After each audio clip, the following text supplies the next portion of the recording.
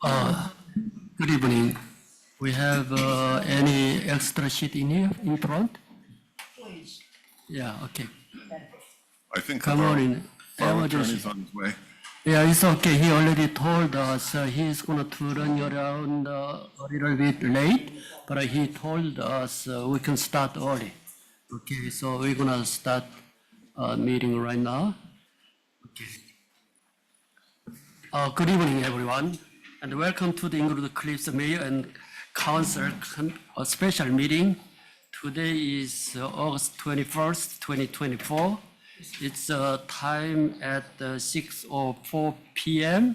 I call this meeting to order, and we're gonna do the, okay, please all stand and salute flag. All stand up, please. I pledge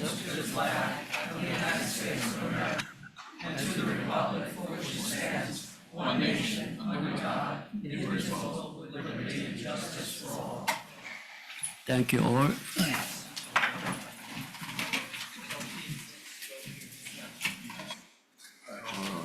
Laura, please call to the order.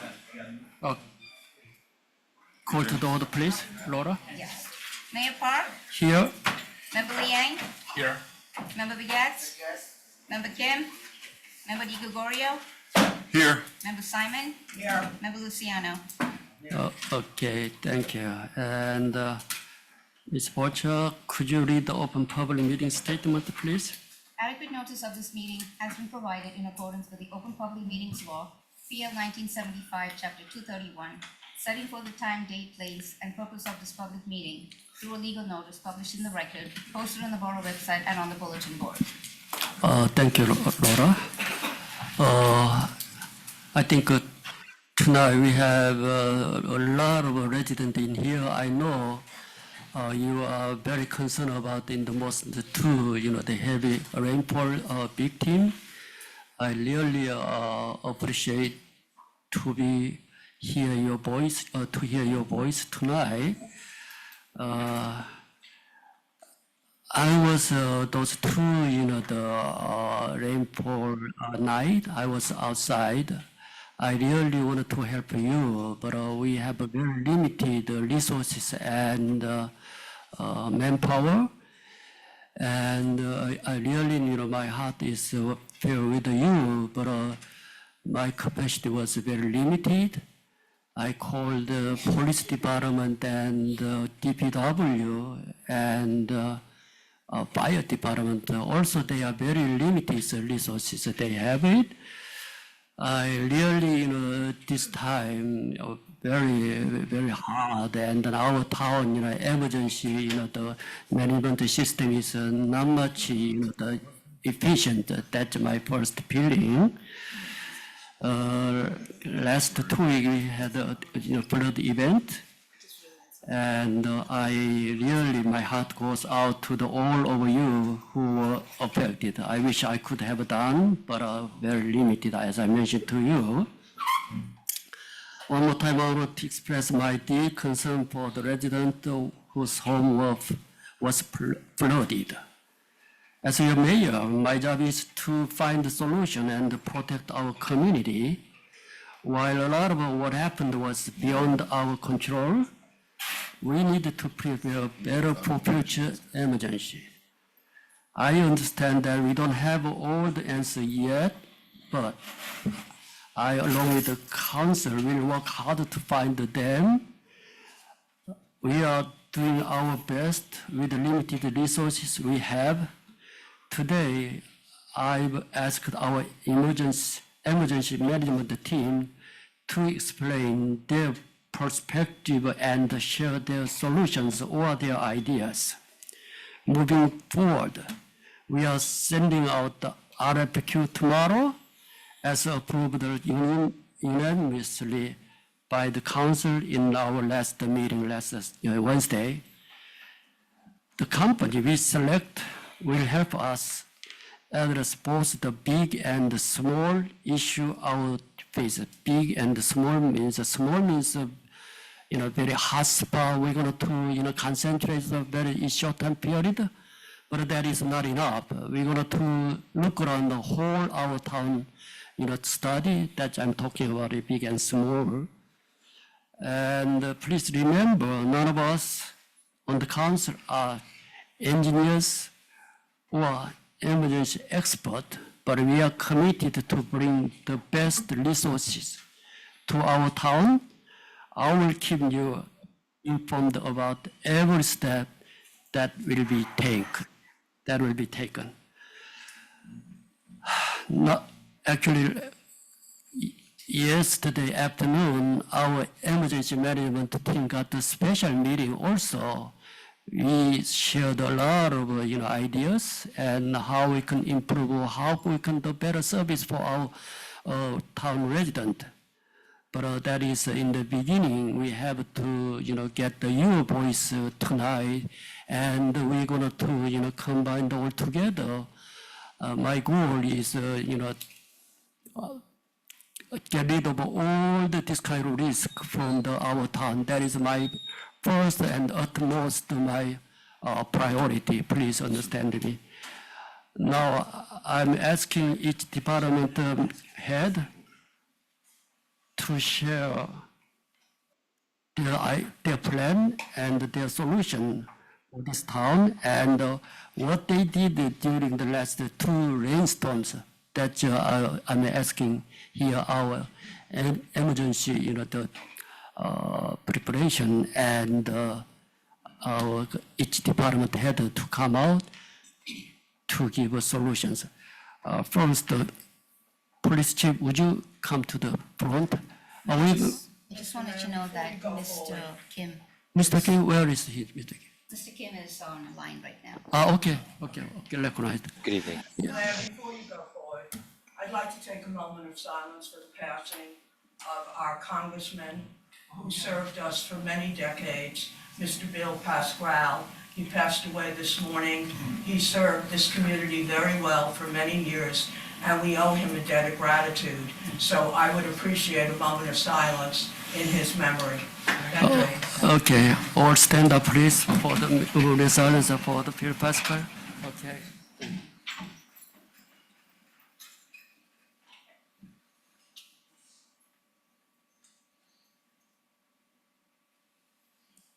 Okay, thank you.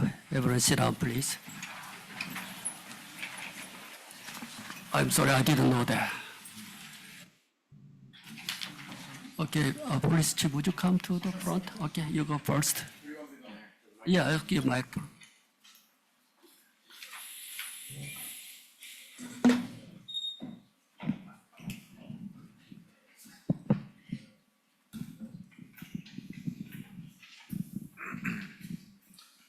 Good evening, Mayor and Council, residents of Englewood Cliffs.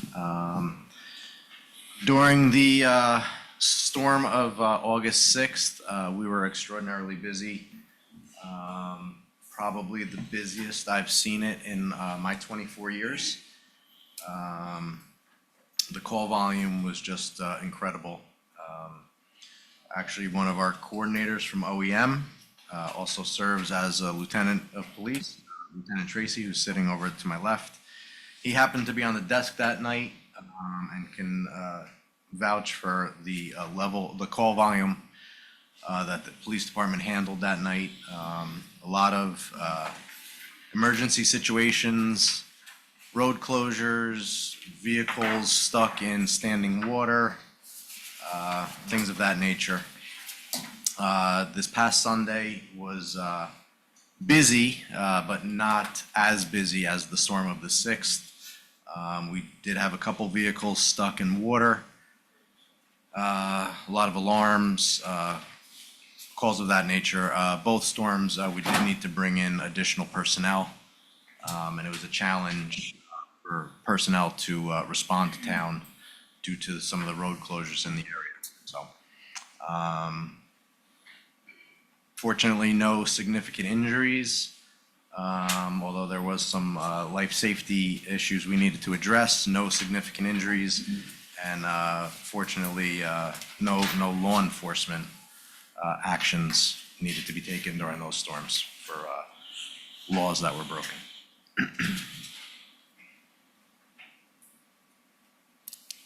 That's it? Okay, any question to the police chief? Okay, thank you. I'm sorry about it. Our order is first was the Office of Emergency Management Team. James Tracy or Tim, who's going to do that? I'm sorry. Casey. Okay, I'm sorry. I just, the normal, the order, just I walk to the, yeah, okay, sorry. Okay, go ahead. Good evening. Thank you for having George and I, and thank you residents for being here. The mayor asked us to just speak on more the response aspect of where we come into the storm. It's probably important if I just spend 20 seconds explaining what OEM is, because a lot of people don't even know what department we are. OEM stands for the Office of Emergency Management, and it is comprised generally of somebody from police, fire, and EMS. So you have all of your emergency services represented on one board, or whatever you want to call it, committee, that generally responds to larger events.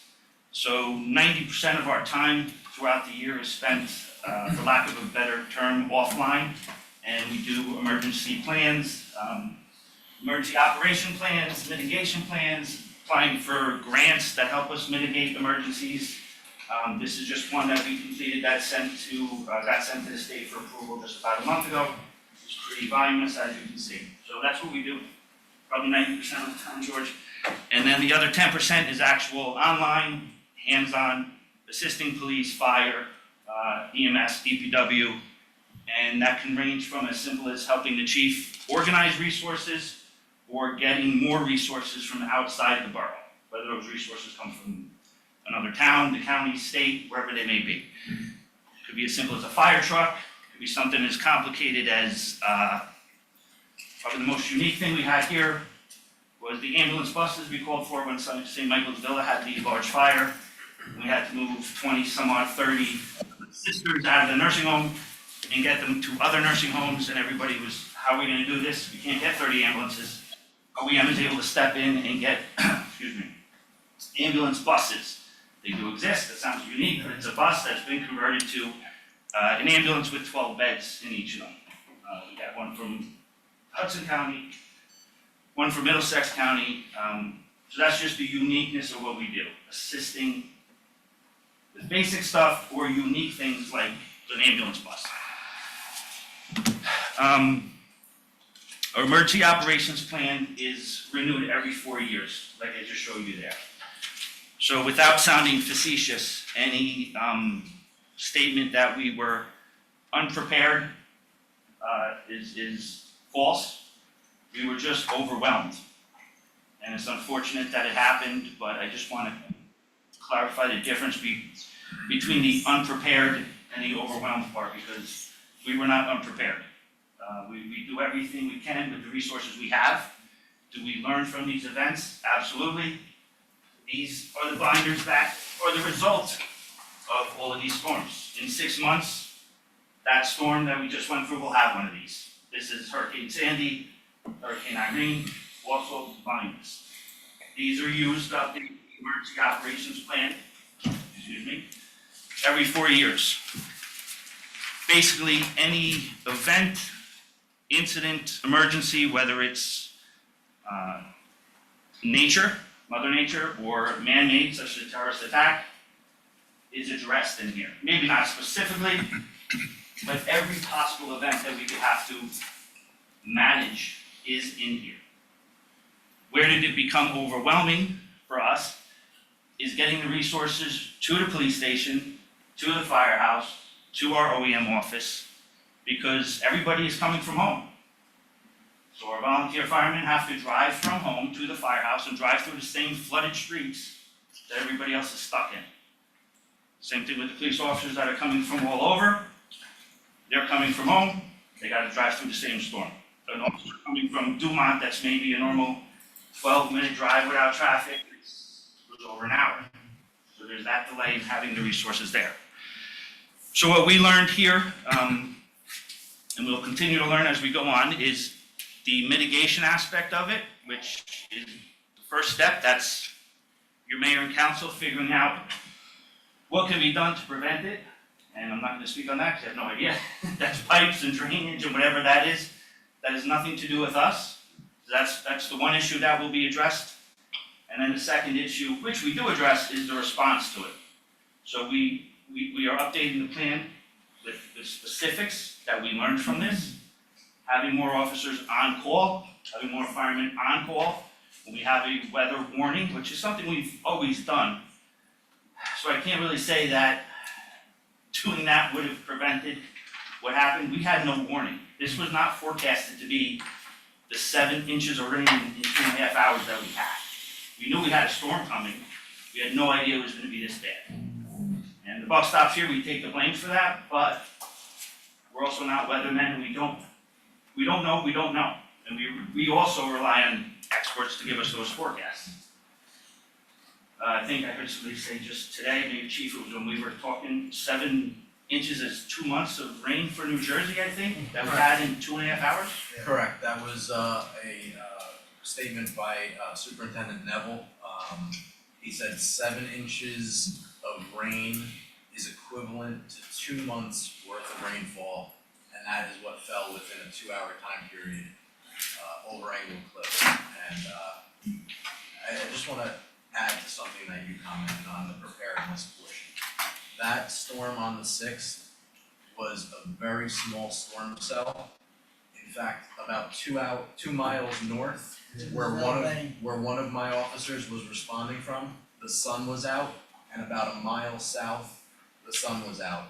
That was a 1,000,000 to 1 tiny storm cell that happened to find its way over our town, unfortunately. That's all I have about that. And Englewood got beat up too, so I just wanted to clarify that unprepared statement because we work hard being prepared, and it's proven here by the amount of work that George and I and Tim do, and working with Chief Hankelman and Chief Nekow and council. A lot of work goes into that, so obviously thank you all for always doing that. Like I said, OEM is always, I don't wanna say forgotten about, but it's who are you, what do you do until something happens, and then it's like, where were you? We were here, we were doing everything we could to get the resources on hand, in town and online. And I think, and it probably sounds, you maybe not see it that way, we fared pretty well because nobody got hurt. We had no deaths. And that sounds a little, well, what could have happened? We couldn't get ambulances to houses if we had to. The fire department was busy doing actual fires, so there were a lot of calls coming into the police desk, and I don't wanna go into that role too much, because that is separate. I probably should clarify that too on the chief's behalf also, is that I'm a lieutenant on the police department, and the OEM task is a separate, I don't wanna say mutually exclusive role, but it's a separate role that I fill. So I'm not speaking on behalf of the police department here in any way, shape, or form. But when the calls are coming in and you're answering them, you're essentially triaging the calls that come in. It's no different than when we do in the emergency room on a Sunday morning when 5 people come in with cut fingers from cutting their morning bagel. And those are all a code 1 in the triage system. Kind of low emergency, not life threatening. And we're gonna get to you pretty quick because it's not busy. It's a Sunday morning, nobody's here, and you think you're gonna be out the door in an hour. But then the heart attack comes in. And then the stroke comes in. And that call for your cut finger, which was maybe a code 1, because we were slow, the volume wasn't there, now becomes even lower than that, code 0. You're not even on the map yet because they're dealing with the stroke and the heart attack. So the flooded basement may have been an emergency at some point at the beginning of this event, but it's a fluid situation that changes literally second by second. So that flooded basement was a priority until the fire calls came in. And then we had an actual structure fire, which if the fire chief had his resources pumping out a basement, which they do not do, never have.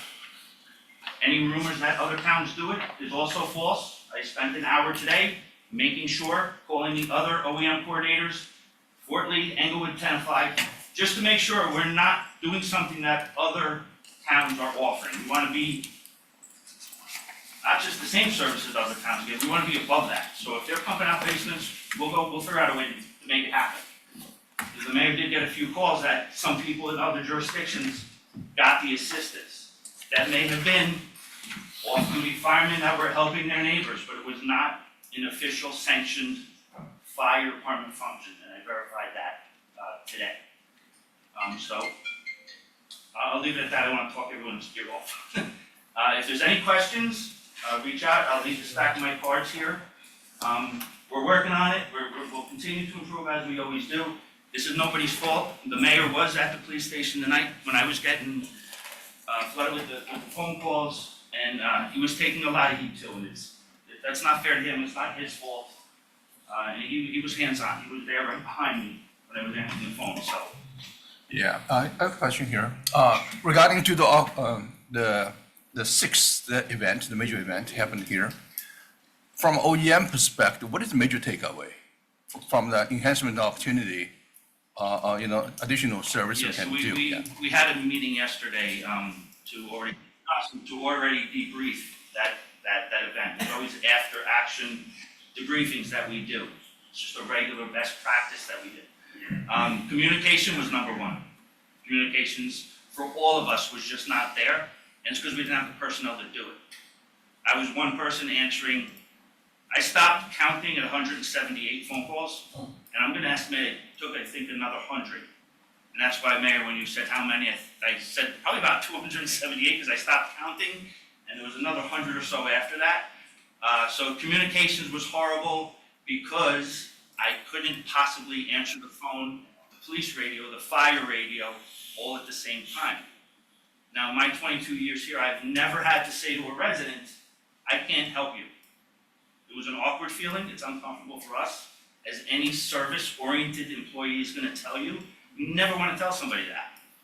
But when you're dealing with that call volume and somebody has a flooded basement, but you're dealing with a house fire and cars on 9W that are underwater, and the lady's telling me, the water's up to my neck and it's going to be up to my phone in 20 seconds. Should I get out? Should I not? When that person calls and says, my basement's flooded, I need help, and I have to say, I can't help you unless you have a life-threatening emergency, I have to disconnect and had to hang up to let the next phone call come in. So that's truly what happened. It's uncomfortable for all of us to have to say that. We don't want to. We don't take any joy in not helping you. But in the perspective of what we were dealing with triaging and handling the life-threatening events first. That's all it was. Thank you. Andrew, say to please speak louder for the people in the back, because we can't hear if you don't get close to the microphone. Thank you. If you don't mind. Okay. Okay, I just want to give a quick rundown on what FEMA does, Federal Emergency Management Agency. I think it's working. Can you hear me back there? Louder, No? please. Okay. People in the back. There you are, okay. So Federal Emergency Management Agency has done, they're the agency that gives you money for when something happens, disasters and everything like that. But that can't happen until the president says it's okay. So what happens is, we have a disaster, like we had on Tuesday. The lieutenant governor was in charge. She declared an emergency 2 days later. So she didn't declare it on the 19th, she declared it on the 11th. So now it goes to the county, and the county says, okay, give us all your damages. And there's certain parameters how much is the damage constituted as a damage. And I'm not talking about residents, I'm talking about I'm sorry. They will come back later on and take care of residents. So after it goes through the county, it goes back to the state, then the state sends it to the federal government, and the president okays it or not. Unfortunately, this storm was not through the whole state of New Jersey. That's why she was hesitant to declare it on the 9th.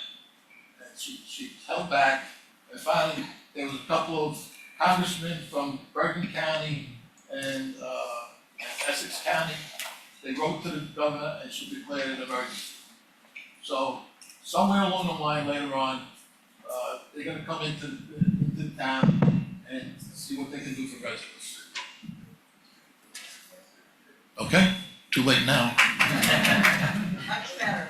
Any questions that I can answer as far as getting reimbursed for what happens? Now, either for you or the lieutenant, when you make your assessment of what other resources you need, I hope you'll come back to the council or to the borough administrator and let us know what we can do to help you facilitate. Well, we discussed a couple of good ideas yesterday. We're just gonna expand on it and everything, and then Jimmy came up with some more stuff. We're gonna try to work on it and everything. Well, we would, Let us yeah, all well, I would know. appreciate an update. Well, it's a work in progress, Okay, number one. fine. And to, one more statement, then you can, to go off of Chief Hankelman, March 2010, we had a mini tornado come through Englewood Cliffs. Half of the people didn't even know that. There was roofs blown off the top of 333 Sylvan. There was trees through houses and everything. Meanwhile, in Cliffside Park, it was raining, and that was it. Okay, questions? Can you just talk briefly about the scope of what you might pay for?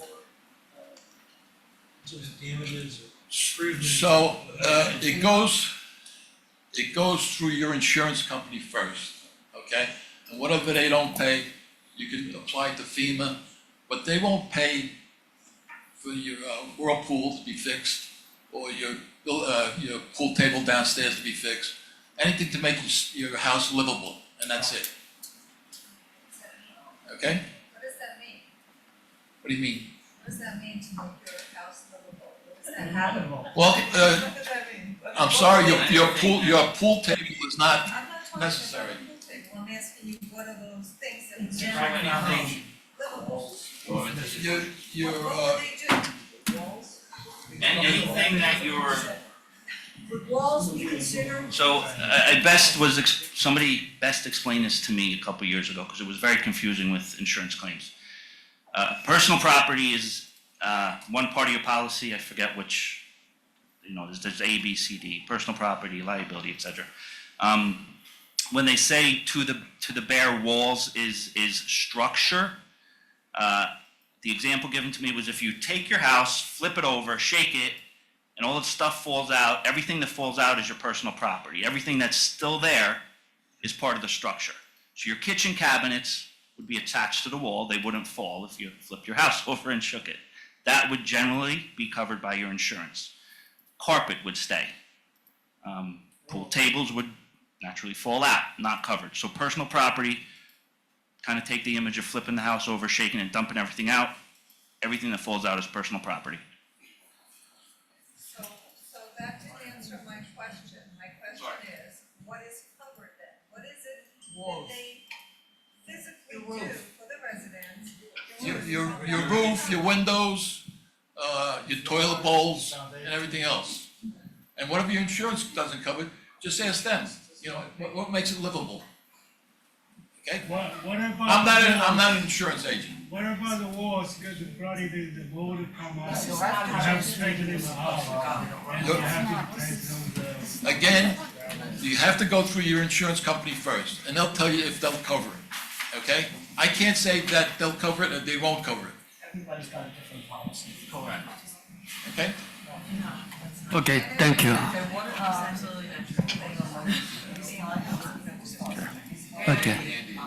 Okay, Andrew. Thank you. Okay, go ahead, okay. Thank you. Thank you, Mr. Mayor. Good evening, Mayor, Council.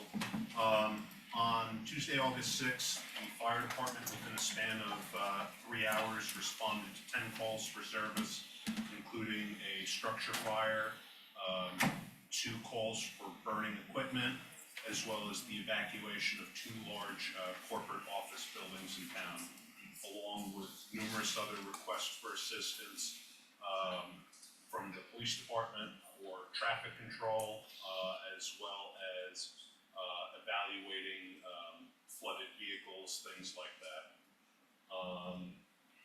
Our biggest challenge in the events of August 6th was that because of the rapid onslaught of the severe weather, since we are a volunteer department, basically everybody is on call, was getting members into town, into the firehouse in as safe and quick manner as possible. We had members that work in Englewood, just one town over, who reported that it took him over an hour to get up the hill because of the severe flooding conditions. And during those initial hours, we were basically triaging emergency incidents. Louder, please. During those initial hours, we were triaging emergency incidents. Our biggest problem was that once the calls started stacking, we had to divide resources for it. And our primary goal with the fire department is life safety first. And that's how we evaluate it in coordination with the police department who dispatches us for response to calls. One of the biggest challenges we had was that communications became overloaded. The fire department shares a radio frequency with many other towns, and that became basically unusable during the height of the storm because towns like Englewood, Fort Lee, Leonia, that were to an extent affected by this, were also transmitting simultaneously, along with the overwhelming call volume that the police department dispatch was getting, led to difficult communications. In terms of where we very much lucked out was that there were no people that were trapped in automobiles that couldn't self-evacuate.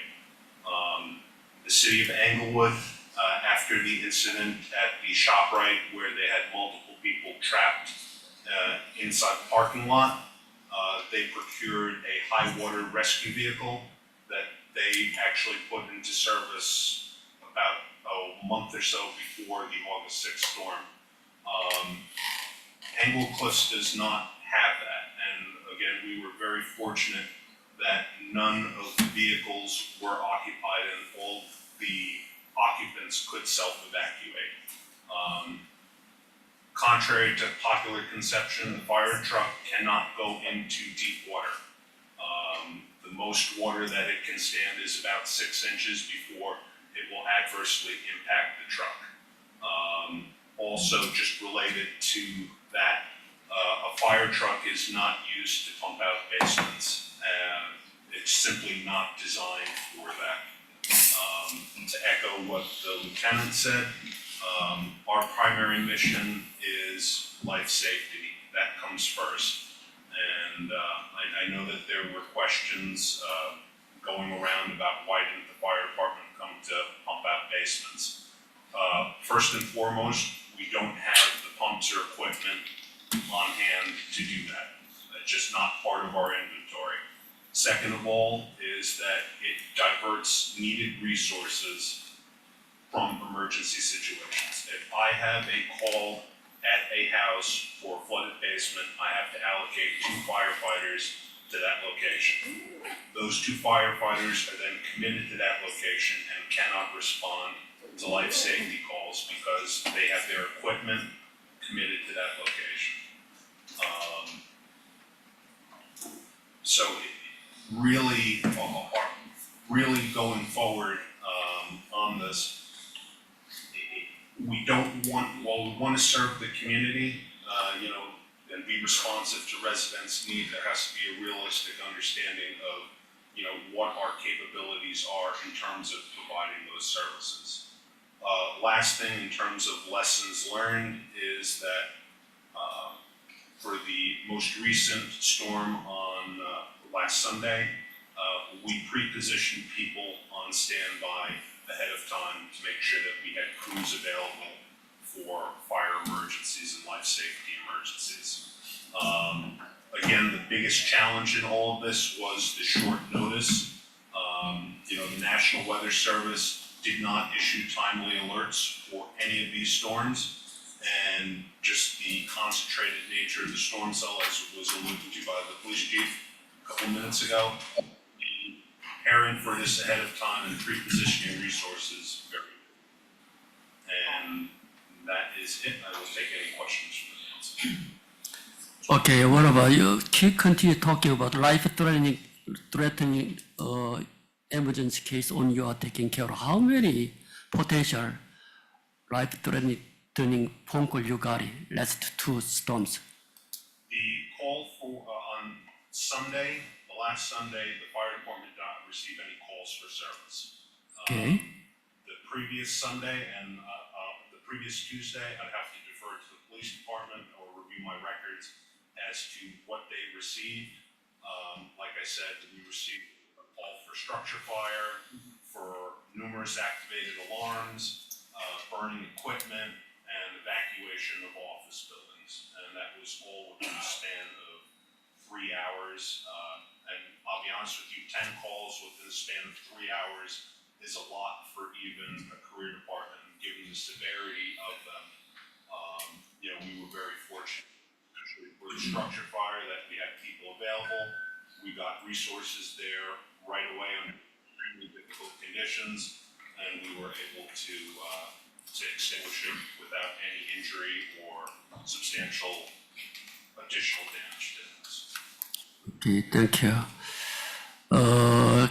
Last Sunday, I visited around the 4-hour, hotspot, and then I got so many blame from the resident. As I mentioned to you yesterday, our emergency management team meeting, one of the residents just traveling out of town, and then they saw by their remote camera, they were downsiding driveway, they parked 2 cars. And the water is coming up, because that situation, the car will be totally, the water damage they will get it, and then they call me up and then asking me, he just came from the police. He shared about his experience. For Lee Town, the fire department should came out and help them. How come our town is not supporting this kind of service? Why we pay the tax? And okay, just finish about my whole word, okay? Now I understand your manual, but that night, I was very scared. Think of it, my heart is burning. I couldn't help about it, even though I called the DPW superintendent. He don't have any pump. And then I visited here fire department. They don't have our fire, the water pump. So that's finally I contacted the commercial contractor to come out and to take out the water. So I don't know, this kind of a procedure, we have to improve. That's my personal opinion. We have to improve this kind of emergency situation. Even though not the, life-threatening is not the emergency, I think the personal property also, that's very important also. So that's, my project. We have to, improve our manual, and we have to put on the maybe extra pump, or maybe we have to establish another, voluntary, any, department, in case you mentioned about, also police departments mentioned about it, in case of emergency, come from their home to here, stuck about the traffic, they cannot come in here, then, we can establish any other, solution, we have to find out. That's my opinion. Mayor, respectfully, Yeah. I spoke to the Fort Lee chief today.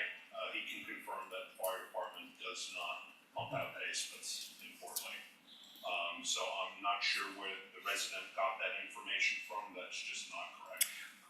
The other thing is, we do not have the equipment to pump out basements. Even if we wanted to, we do not have any sort of pumping material, pumping equipment, or pumping resources to do that. And lastly, and probably most importantly, is that, and the reason why pumping of basements is not done anymore by fire departments, is that it's tremendous use of resources that could otherwise be put for real life safety emergencies. As I mentioned before, stationing crew to provide pumping services at a building requires at minimum 2 firefighters. Those firefighters are then committed to that location. We are a volunteer department with limited resources. We rely for large incidents on our mutual aid partners, as does most every other town in northern New Jersey. And to establish something where the fire department will now be exclusively responsible for pumping out basements would adversely affect public safety. Yeah, so, for the, we talk, comparison, it's 3 years ago, I have a building in Fort Lee, which basement flood. And, by then, fire department helped me pump the water. That was my personal experience. Maybe after the fact, when the rain stopped, the damage down, but the whole area, a couple of buildings, they do have, they got support from the fire department. You know, like I said, I spoke with the Fort Lee chief this afternoon and Lieutenant Tracy. Not sure this is standard procedure, they have to do that, but in the local resident do have that kind of a, desired requirement. Then they did in my personal case, and I have evidence as well, and I appreciate them very much, 3 years ago, but not right now. So, thank you. Okay, yeah, go ahead.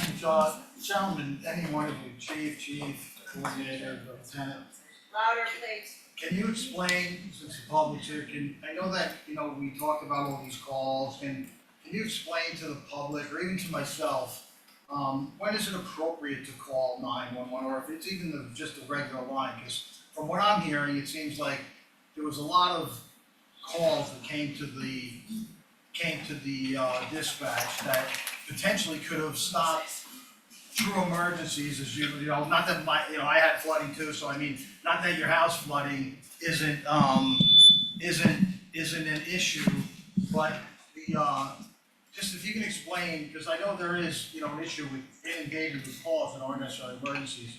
So when should we call, or when should the public call for emergency services during a storm like that, and when should they not? And I think it would be helpful for all of us. Sure, I think it would be dangerous to list the times that it's okay to call us and times that it's not okay to call us. Obviously, we all understand that 911 is reserved for true life-threatening emergencies. Of course, it would be appropriate to call us for a tree down, a wire down, flooded roadway, things of that nature. General calls for assistance for a flooded basement, obviously. At that point, you're tying up phone lines for true emergencies. Power outages, we are not PSE&G. Everyone calls us, when's my power coming back on? We don't have any special hotline with PSE&G. We know as much as you do. We don't handle the power. So things like that, it would be inappropriate to call us. Chief, on that example, this came to my mind, sorry to interrupt you, but if you don't have power, if I don't have power in my house, don't call you, call PSE&G, but if there's a wire down in front of my house, arcing out, You should then have- call you. You should absolutely call Right, 911. that's the point I'm just That trying would to- be a life safety issue, justifying a call to 911. Again, I don't wanna ever discourage anyone from calling. If you are unsure if you should be calling us and you're asking yourself, should I call the police? Just call us. And we'll tell you, this is not an emergency, and like the lieutenant said, sometimes we will just hang up to move on to the next call if the call volume is such that we need to do that. But, we're always here to help, we're always here to answer your questions when we can, or direct you to the proper resource if we can't help you direct. Sorry, this is not the public portion. We're gonna give you time later on. This one is only council can ask some questions, so please be patient. And anybody, any question to fire department? No? Okay, what about tonight, DPW superintendent not gonna be here? So Mayor, this week is Take Your Child to College Week. So Mr. Neville, luckily for him, has a child in college. Okay, And so I'm covering for him this week. okay, go ahead. As some of you know, I'm a certified public works manager in the past, but I will speak for DPW, I'll speak for engineering, I'll speak for the business, the borough administrators. So since last week, we've started looking at some of the ways that we could address some of the situations. And earlier today, I had a meeting with our engineer, and as I expressed in an email to council earlier, I am asking them to present to you a proposal to do a Pershing Pond design study, which will be at the, presented to you at the September 11th meeting. So we need to figure out what happened in and around the Pershing Pond situation. The reason I'm focusing on that a little bit separate from everything else is because if there's anything that needs to be done, it's going to require the New Jersey Department of Environmental Protection as well as the county. And so when you start bringing in related agencies, it gets to be a little arduous, a little messy. And so we need to get a handle and focus on that. As well, in front of you is the, it's colored in blue, it's the outfall map. This is the map where water, stormwater leaves the community. We have 5 major pipes that go out into the Hudson River. We have 8 that go into the city of Inglewood, and we have 3 that go into Tenafly. And so while these pipes or outfalls are basically taking our water from our streets and pushing it out into, as Councilman Luciano said, nature, other than the Hudson River, we're not really surrounded by nature, we're surrounded by other communities. So we did do our investigation on all of our outfalls in April. We are required by the EPA to do them again before September 1st. We are doing them next week, and next week we will determine whether any outfalls have been issued or have issues or are compromised, as well as what was discussed briefly last week was that there are illicit discharges, right? So we want to look to see if there's additional water being added to our stormwater system that should not be permitted to be added to our stormwater system. Okay, and this will help us in a pedestrian way, just with a visual, not necessarily with cameras or anything like that, determine that. The way we determine that is we get a few days of dry weather and then we go out there to see if these outfalls are still running when we haven't had rain for at least 48 to 72 hours. That'll be completed at the end of next week. Once we complete the forms that the DEP requires us to submit, I will share them with council and then submit them to the DEP. At the last meeting, as some people know who were here, we approved the GIS and the mapping of all our stormwater structures, our stormwater facilities. It does not necessarily measure the size of the pipes and where the pipes go, or whether the pipes are compromised and or blocked with tree roots or anything else. That is a requirement of the DEP. And I just want to talk a little bit about the DEP. Right now, the DEP requires communities to manage and maintain a 25-year storm. Okay, they're changing their tune. That's going to go up to a 100-year storm very quickly. There's a lot of mandates that are coming from them that are going to cost us a significant amount of money. This study alone, this GIS study, cost us $120,000. So the state is aware that there is a drainage issue in New Jersey. Many towns in New Jersey flood, and it becomes a real problem. So what the state is going to force us to do is do what we're going to do anyway, which is go out there and take a look at our system and take a look at how we can improve our system. So whether we like it or not, whether we can stand the price or not, it's going to happen anyway. One thing that we did offer Monday after the storm was that we were able to procure at a very good price sandbags. So we have a facility close by that will sell us sandbags, which we can drop off at throughout the community, provided that people want to use sandbags. If they want to block off their driveway, if they want to block off their garage, God bless them, but we can provide that to them if they want to. You can either call my office, Laura's office, DEP, DPW, and we will be able to get them to you. The last thing was the RFQ that I've been working on. It's ready to go.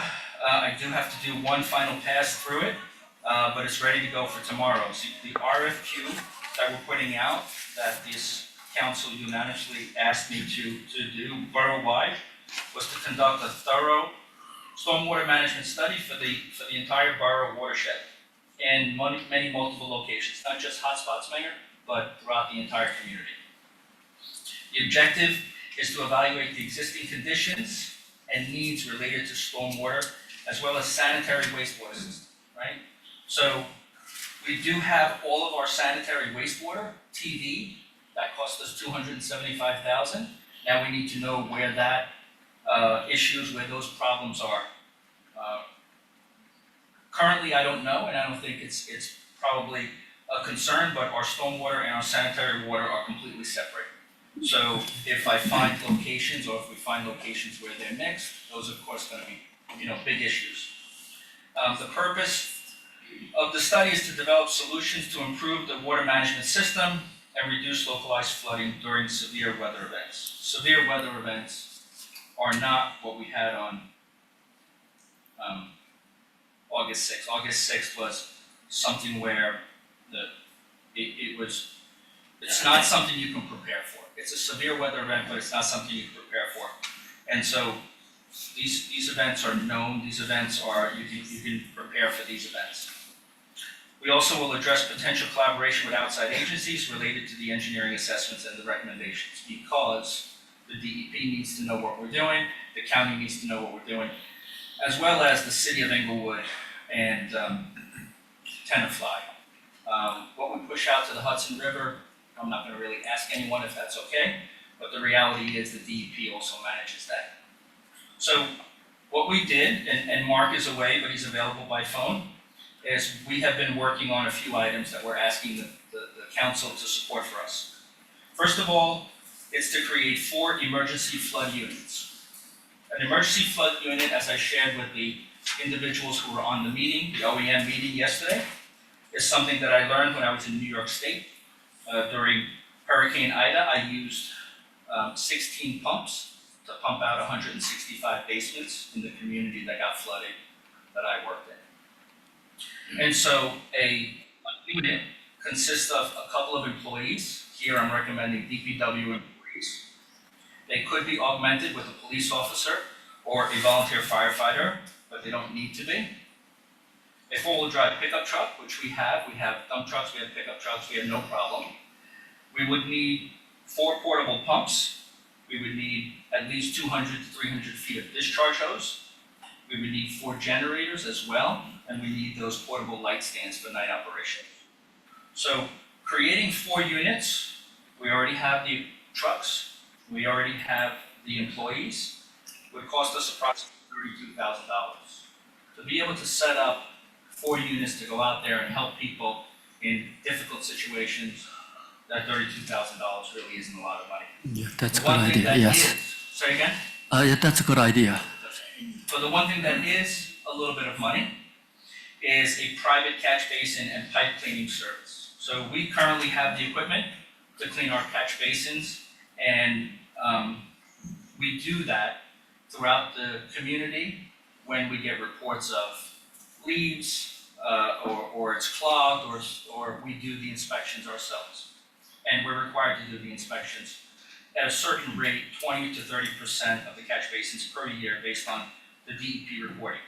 What I'm asking for is approximately $100,000 to $150,000 to put together a service where not only do we clean the catch basins, but we also clean the pipes that are associated. Because when you start to TV and look at these pipes, they're full of roots, they're full of rocks, they're full of things that will hold back the water. And so the prices that I've been getting, we could pretty much do the entire town in a span of 60 to 90 days for about $100,000 to $150,000. Both of those items, I'll let you plug me in a little while. Hold on.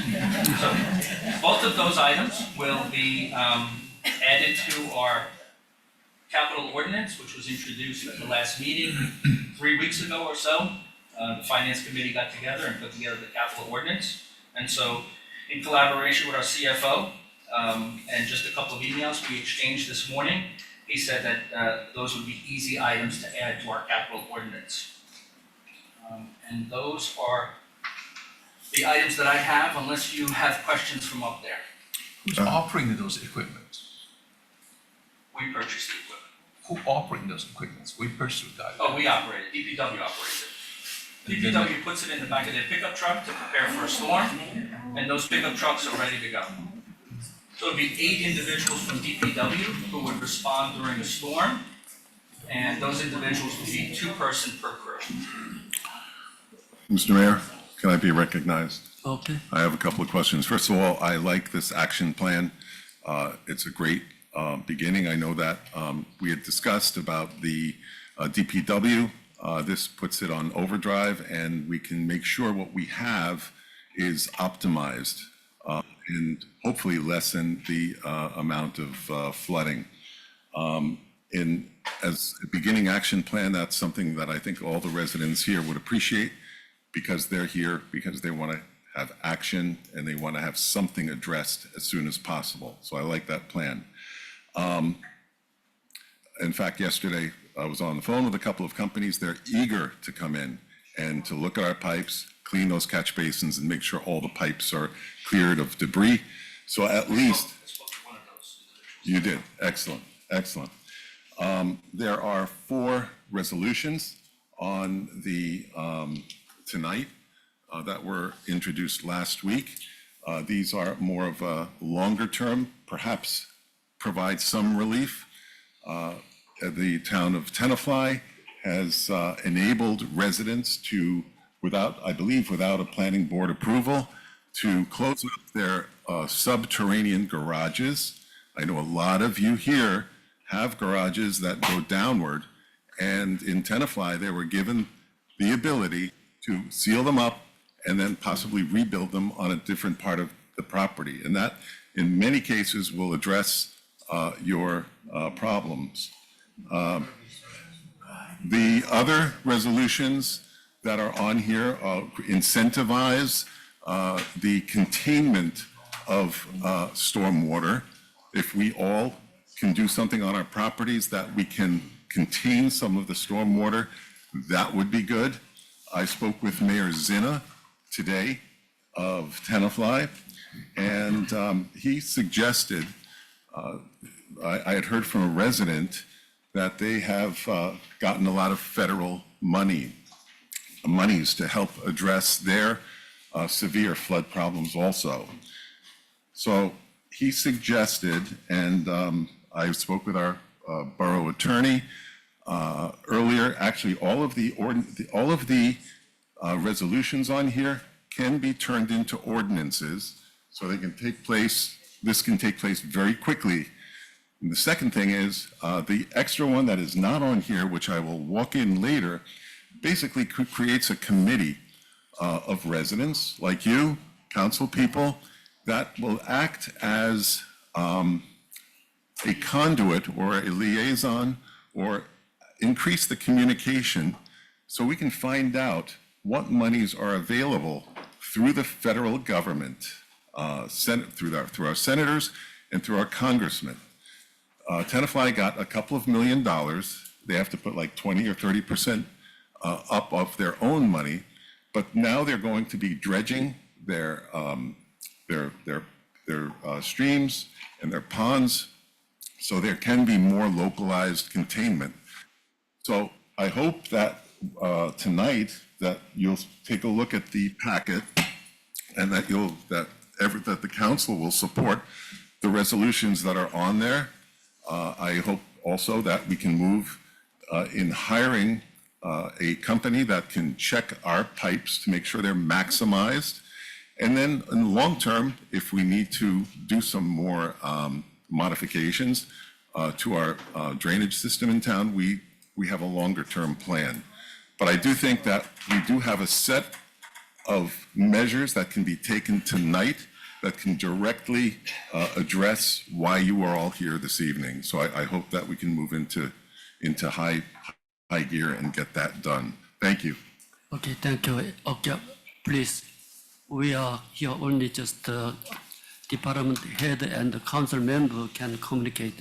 I already mentioned to you, we're gonna give it to you public comment later on. Okay, just next agenda is the, okay, please be patient. Anything you left? No. No, okay. Any other question? If there's any other questions. If not, I'm going to move forward on all of this stuff. Okay, thank you. Thank you. Okay, thank you all of your department head, and you're working very hard, but we have to find out the better solution. Motion to open to the public. Okay, Cutting it in the middle, it is arranging to this map.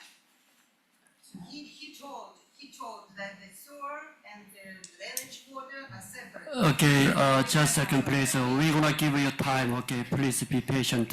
Thank you. He stated that sewer is separate from water. That's correct. To my knowledge. My house, I said to my knowledge. Later. Only, okay, please. Public not allowed at this moment, please. Cooperate this meeting. And we're gonna give it to you. And in advance, I want to get kindly cooperation with us. Normally, we allowed you public comment 5 minutes, but today, so many residents in here, I'm gonna just limit 3 minutes. And then only talk about the flooding matters.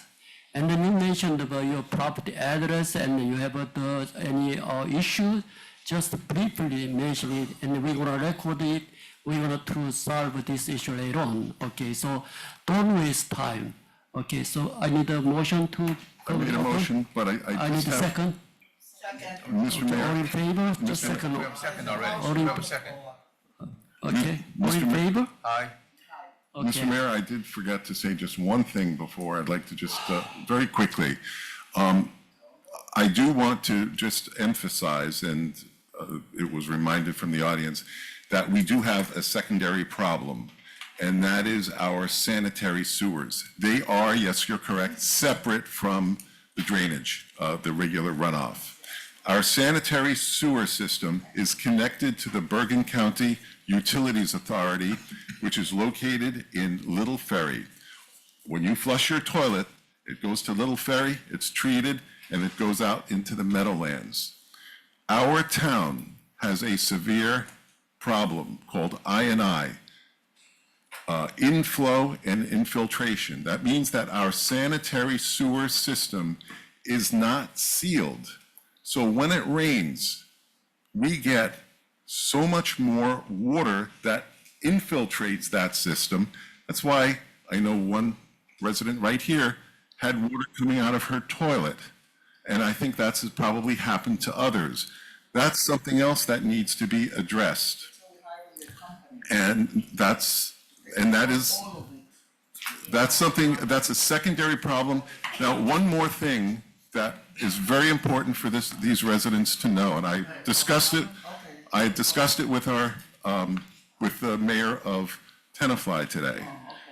We pay $1 million a year to the Bergen County Utilities Authority. I will give you time later on, okay? One We're gonna more start second, the this is public important. comment. Okay. Okay, one more second. We pay $1 million. A great majority, now we have a town of 5,600. Mayor Zinna could not believe they pay less than half of what we pay. That means that we have some real problems with our sanitary sewers also that need to be addressed.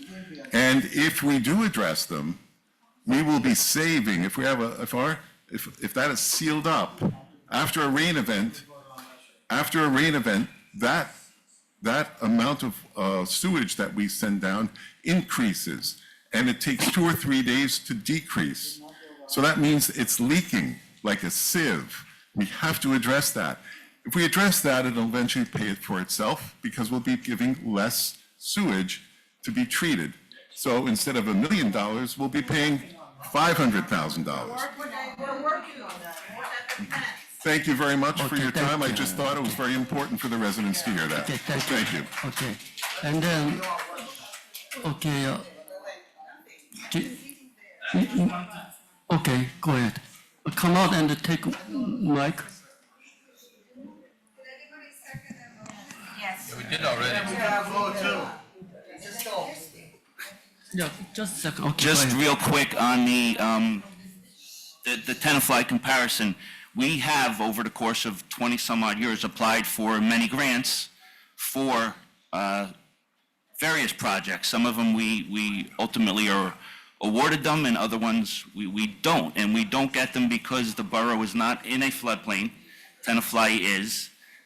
So you just keep that in mind. If you're not in an FIP-rated community, putting in for the grants like I did 10 years ago, 40, 50 hours of work, realizing you're not in a floodplain and you don't have the ability to participate in until you do certain things to get into the NFIP, you won't qualify for any of those grants. And I just don't want it to be an oversight on any elected officials to think that you put in for those grants, you spent a lot of work like George and I did, and nobody told us at the beginning, we're not NFIP. We don't have streams, we don't have waterways that make us part of it, so. Okay, thank you. Okay. We should move on. Okay, just a second, please, everybody be quiet, please.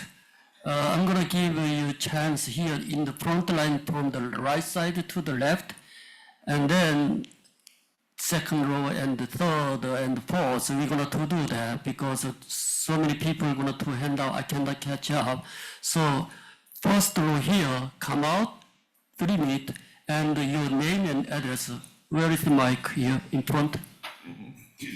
Okay, over there, yes. Okay, why don't you move on over there? Just give it to them. Yeah, they are very, okay, inconvenient, okay. I'm Tom Abraham, I'm the building manager at 560 Sylvan Avenue, which is an office building. 560 Sylvan Ave, I represent multiple, our neighbors here at 580 Sylvan, 580, 600 Sylvan? 550 Sylvan, 560. and Unilever. and Unilever as well. So that block constantly gets flooded. And from Demorest Ave all the way to Hollywood. Hollywood Avenue. And the reason is all of that, when we have heavy rains, let me start off by saying, on a regular rainstorm, Demorest Avenue floods, and our storm system runs behind our buildings and to Demorest Avenue, and begins from Hollywood and begins flooding there. So Demorest consistently is flooded on a regular rainstorm and nothing is done about it. When we get heavy rainfalls, that water builds up behind our properties and begins to flood our properties itself. During Hurricane Ida, we took on millions of gallons of water and we've had millions of dollars of damage. And that continues to this day, and we're still recovering from it. And nothing is being done about the problem, the bottleneck that is at Demorest Ave. To this day, right now, there is a road closure sign just in case a simple rain is gonna occur. And it's going to flood out that area and then naturally flood into our properties and so forth.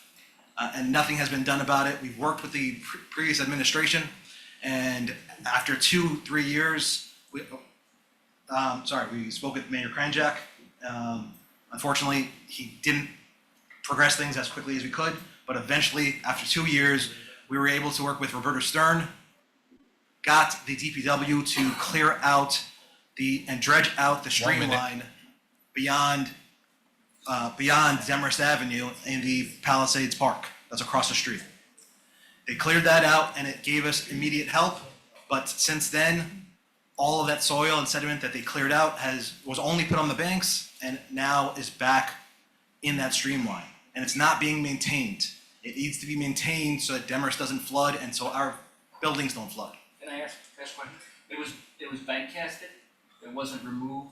No, it wasn't moved. It was just put on the banks and it's being washed back in every rainfall. Okay, thanks. What about we don't need any state highway, any cooperation in this matter?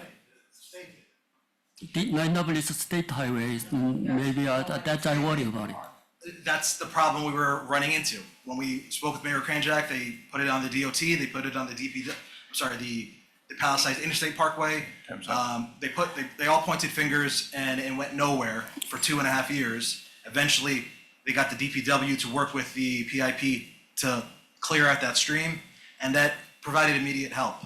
However, there's structural problems over there. There's sediment and debris that continue to flow and block that area. Okay, time is over, thank you. We're going to study over that, Raja, okay. Thank you, sir. Mark. We are hiring a company, take over also the relationship between the communities. If we need to litigate, everything will be under one umbrella, so nothing will be left to the side. And we promise you, we're doing it. Yes. It will be. I'd just like to say one other element. Yeah, go Over ahead. by Hollywood Avenue, there's a double catch basin just north of the traffic light. Water flows from the Palisades Parkway. There's 2 cones right by those catch basins, and it's a waterfall there. And that waterfall will continue 2 or 3 or 4 or more days after the storm. I saw it today. What has to happen for these properties we're talking about is that water that's from the Palisades Parkway needs to stay on the Palisades Parkway because it flows down Hollywood Avenue and it flows down and fills up storm drains, of which that particular strip from Hollywood Avenue to Demarest Avenue fills up like a bathtub. They took probably 4 or 5 million gallons of water during the Ida storm. We had something this past 6th where we actually had 14 inches to the back door of our building, of which it's never ever happened before. And the basement flooded, which never ever happened before. We lost 2 elevators. It's just something that I think if we can keep some of the water on the Palisades Parkway, it'll stop Demarest from flooding maybe, I don't know. I'm not an engineer, but that's just a guess. You know, it's probably 2 or 3 times the water that it's been designed for. Okay, thank you. Okay, to save time and our council member don't ask it because so many people they are waiting here. I don't want to spend the time and then just let him to come out and 3 minutes. Okay, come out here. Oh no, left side. No. You are second right. Okay, I understand. Okay, the same issue, right? Well, yeah, but we have to keep there's a lot of building going on in the town, as we all know. And we have to make these builders responsible for using silt and covering the drainage. Because the property where old Parisi is now being built with 2 homes, and all that, there's a tractor there, and they're pushing all that mud and all that dredge, and it's all falling in our backyard and clogging up our easement. So these builders have to be held responsible for using the proper silt and preventing all this mud and dirt that they're moving around from going into the drainage system. That's Okay. also a problem. Thank you. Okay. The right side, anybody? Okay. Can I Please, ask a please. quick Okay, question? please Where stop is the the town councilman. engineer? Please stop.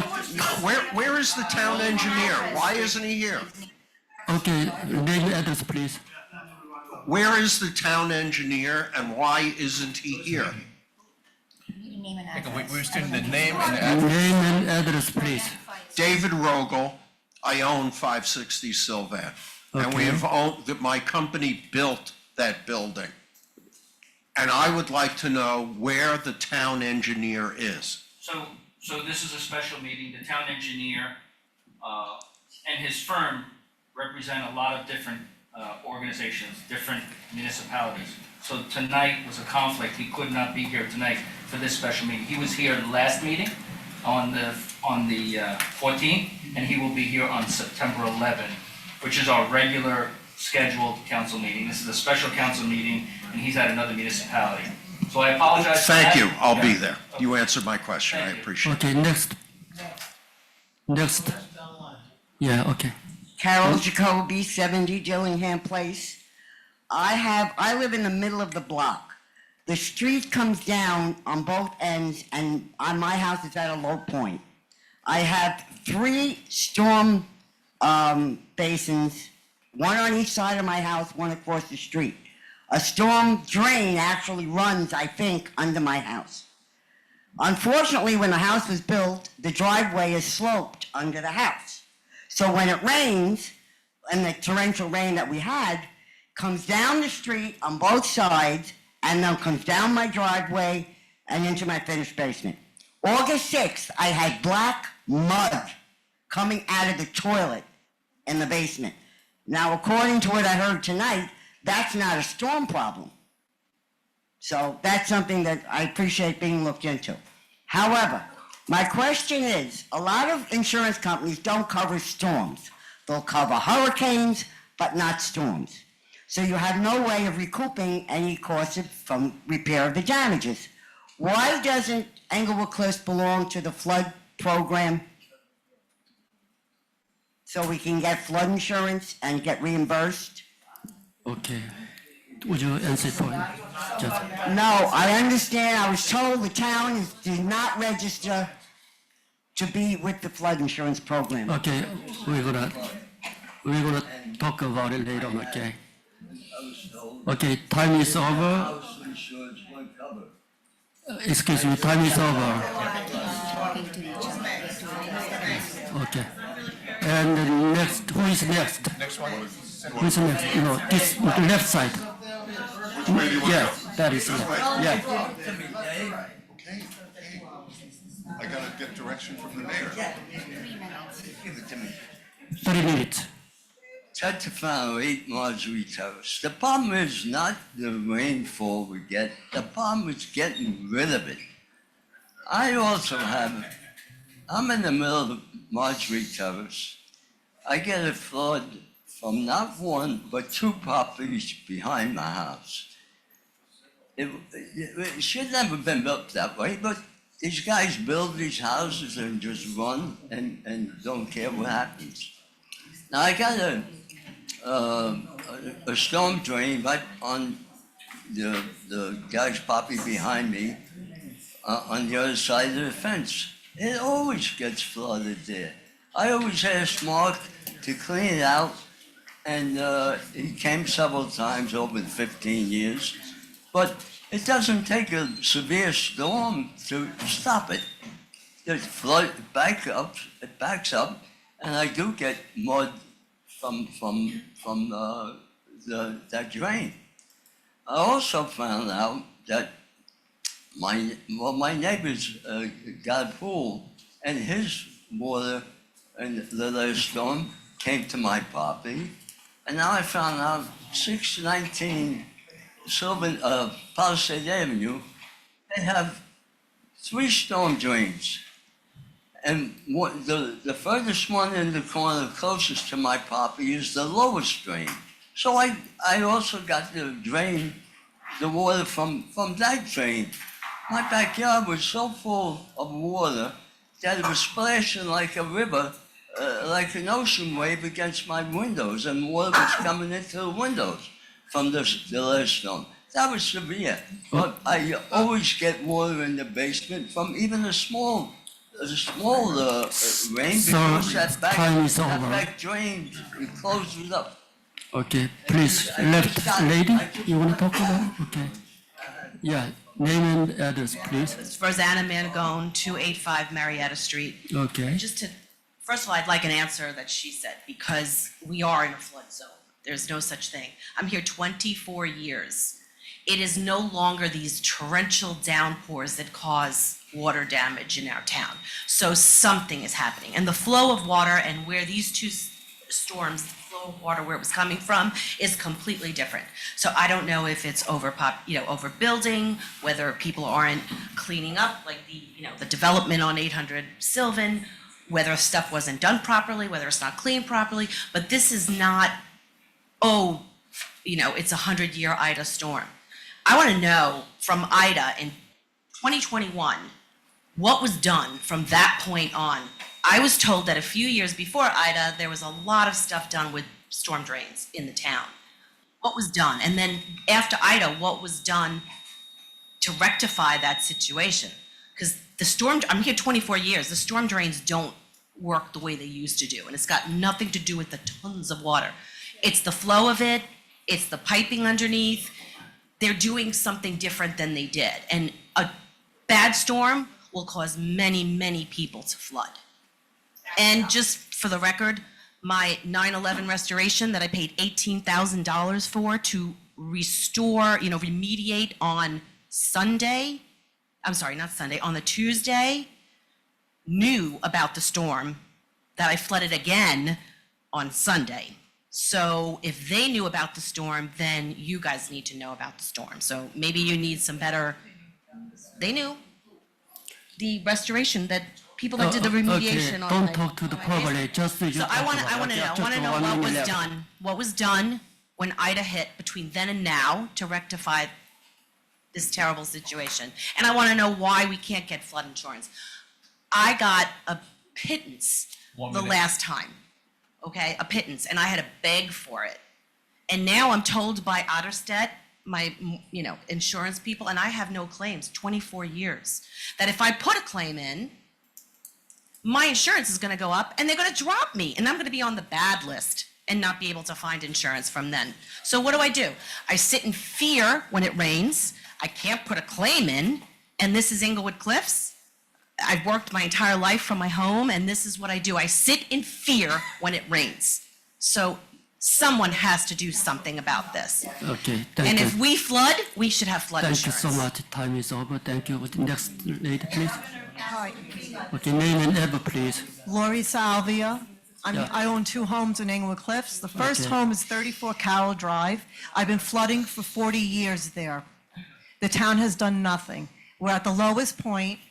My pool, my father's pool, is popping up out of the ground now. I'm flooded once a month, not from big storms, from little storms. My son-in-law has purchased his own equipment to pump water out into the street, and it's not doing anything. I put in drains, I've done everything. So it's the storm drains. I built a home on 7 Jean Drive to correct a water problem. I refuse to build another home in Englewood Cliffs that will cost me $2 million. So once again, it's 34 Carroll Drive that floods. The water goes up to the front doorway, up 3 steps. I get 14 to 15 inches of rain once a month. My ground floor is cracking. The pool is uplifting. I have water issues coming from the town into the backyard now. You can stand in my backyard and sink. So either with the borough attorney that I discuss this with, because about 30 years ago, the town put in a larger storm drain and it did nothing. They pitched all the new homes on 34 Carroll Drive that are higher, that they're allowing them to build. I built a home and went by every rule and regulation. They're allowing these big homes now to build higher, and the little homes are sinking. So if you go to 34 Carroll, you'll see the bigger homes are sinking my father's home. It's totally sinking it all around. And I built a home on 7 Jean Drive, and I did not do that. So it's a horrible issue to flood once a month. So I do not want to knock down another home. Okay, well noted. Time is over. Okay. Mr. Salvia, 34 Carroll Drive. Okay. We just want to find out what's the solution. My daughter lives in the house, she has a baby. We don't know what to do anymore. We don't know what to do anymore. Because every rain, it's not just this major rain now, but every time it rains a lot, we get flooded. And that's because the catch basin and the drainage is terrible. So I think something needs to be done and addressed. Because every time it rains, the catch basins back up and the water comes in the garage and we get flooded. Every time. So please address this issue. Okay? Because we've been living here for 40 years. We don't want to move out, but we're at a point where we have to move out because this life living like this is not good. Okay, thank you. Okay, next. Name, So, name and address, just three quick points. Each of, name and Oh, yeah. address, please. Dan Sterling, 1 South Virginia Court. I'll make three quick points. One is you're hiring an engineering firm. I would suggest and request that we have a small group of residents assisting them, because each of us is going to tell you anecdotes today about our personal situation. Those need to be collected, and we need to make sure that the engineering firm is addressing it. In order for them to do a good job, they need our help so that they know, somebody mentioned earlier, just hotspots, or not just hotspots, but they need to know what the hotspots are. And the only way they're going to know is if we collate this information. I liked the suggestions. I'm sorry, I don't know his name. City manager? Jerry Barbera. Jerry. Just Jerry. I liked his suggestions. The 4 emergency response groups, I thought it's a great idea. I would suggest that we open that for public contribution. As a resident, I'd be willing to show up and help a neighbor. The last point, really quick, is somebody spoke before about where we're ejecting water. We need to be looking at where water is coming into the community. And that's extremely important, because I think we're dealing with water coming from other communities, especially Englewood, that's not right. They shouldn't be dumping into Englewood Cliffs. I'll leave it there. Okay, thank you. Sandy Name and- Fleming, 32 Irving Avenue. Okay, I have water coming in from Fort Lee. Irving Avenue, I'm on the point between First and Second Street. And they're up above me on the grade, and they don't pump their water out. They let gravity take care of it, which happens to be my backyard and basement. So that's a problem. The drains on the street do overwhelm, and one is right next to the lip of my driveway. That'll come around the corner with the water coming down off 9W, off the other 2 side streets that are above me, and I'm the first low point. So this has been going on for 25 years. I did find with my insurance company, the phrase that pays is some pump failure, and that's what you get for flood insurance. It's not flood insurance, it's some pump failure. Okay. okay, thank you. Narayan Krish, 184 Jenkins Drive. So pretty much everybody is having the same problem, and I don't have to repeat myself. And we live at pretty much the bottom of the cliff, and water from top of the cliff from all streets just rolled down with full force, at full fury into our basement and garage. And this is the 3rd time we got flooded in the last 2 years. I'm a new resident, just moved in about 2 years ago. And I'm thinking to move out of this town because we can't, it's an unsustainable way of living. And, living in a constant fear of getting flooded again and again. And like one other person mentioned here, there was mud coming out of the toilet, and it's the same thing happening at my place too. And I can't stuff enough entry points into the home, and I don't know water is entering from all sides of the home. And one gentleman here mentioned that the city is considering giving permits to seal some parts of the home so they can rebuild the garage in another potential place. But those are all just, mitigating the problem, then solving the basic issue, which is the drainage.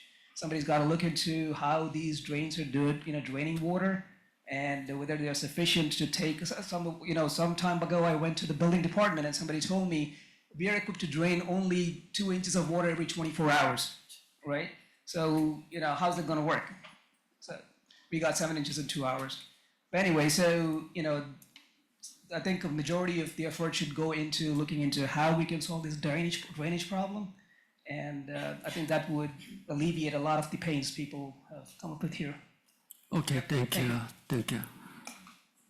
Penny Rasuli, 44 Birch Street.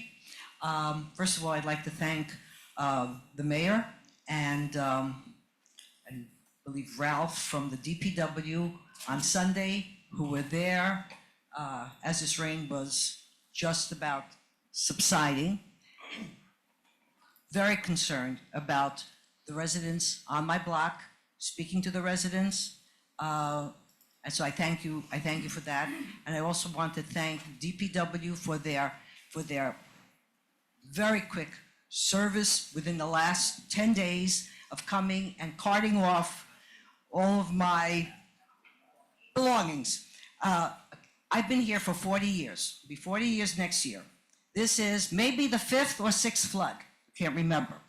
First time in the 90s, and then in 2006, the pipes on Birch Street were replaced.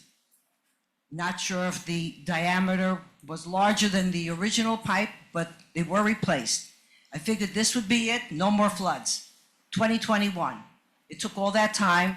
Was there more sludge coming through? Were the pipes broken again? Was there, I don't know. That's why I appreciate the fact that you're going to look into that, to see where this water is flowing into, where it's flowing out, because it's flowing right into my garage.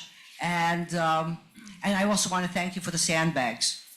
I feel a little more comfortable, hopefully, but we need to come to some kind of solution here. Okay, thank you. Next, please. Okay. Good evening, Maria Valari, 45 Jane Drive. I've been living in Englewood Cliffs now for 35 years, and in that 35 years, I never got flooded, ever, except for the 2 major storms, Sandy and whatever, which was inevitable. Everybody got flooded, and that was not the town's fault. However, I just want to address this because I don't think anybody's talking about the elephant in the room, is that our homes, in my neighborhood, every little home is being knocked down and big homes are being built, and they're being built high. They're now putting retaining walls. We've never had retaining walls on any property on the north side. That's all I could speak about. I'm concerned that the amount of water that rainstorm was not an epic rainstorm. It really wasn't. And I've never in my life seen garbage cans, boxes, bottles flowing down Jane Drive, ever, in those 35 years. Now, every little rainstorm, the last 2, I get water in my basement. I never got water in my basement, ever. So something is going on. We need to address the building in town. And I'm going to tell you something. Please don't take it out on this administration. They just got up there, okay? This is a problem that started with allowing the major building that's going on in our town. Do you think that all those trees that were taken down on Floyd are now sucking up the water that's falling down? Where do you think it's going? I saw a mudslide. I got caught in that rainstorm, and the water was pouring out of the drains. I mean, literally coming up, flowing up. It was especially scary driving through it. And as I was driving, and I diverted 9W because 9W you couldn't get through. Okay, that never happened before. Okay, 1 minute left. In 35 years, that never happened before, that 9W flooded. So I'm driving on Floyd, and I could see the mud that's rolling from all that land that's now bare. Okay, so please don't blame this man. He didn't cause that. Please blame the people that didn't do what they were supposed to do to begin with and help this town. Okay, And thank you. Thank Okay, you. time is up. Okay, next, please. Next. Anyone? 28 Jean Drive. My name is Lyudmila Samoilova, and I addressed the fact that sewage water coming out of the toilet on the ground floor, and this house does not have basement, so it is not sinking or something. Very good position. First time it was October 2021, and Mr. Mark, I don't know his last name, a city engineer or superintendent, he tried to convince me that the water would come through the street, through the doors or something. But when he came and saw the pictures, this clearly came through the bathtub, through the toilet, and a lot of water, I can tell you, a lot of water. So he told me that somewhere the drainage pipes and the sewer got connected. And when the water is high on this drainage pipe, some of the water came into the sewer. So he promised to research the problem. My son wrote 6 email letters to this guy, no answer. He sent pictures. The guy came to us, to the house, 2 or 3 weeks after the storm, and see that, everything is fine. But he promised to research the problem. I believe that he didn't. And this time, we had the same problem as well. The water came through the bathtub and through the toilet on the ground floor. This is unacceptable because I can understand a lot of water coming through the door or like through the streets or something, but sewage coming into the house through the bathtub and the toilet, this is very unsanitary and it's unacceptable. Okay. And I 1 minute left. heard, okay, the question is, what will be done? What are you planning to do? Because you accept that there is a problem, but I didn't hear what money will be spent to seal these lines if it is not the connection of 2 lines, but the matter of seal these tubes. I don't know. So you tell me, what are you going to do? Because more storms are coming, and I don't want to sit in the, Okay, time is over. Next, please. Thank you.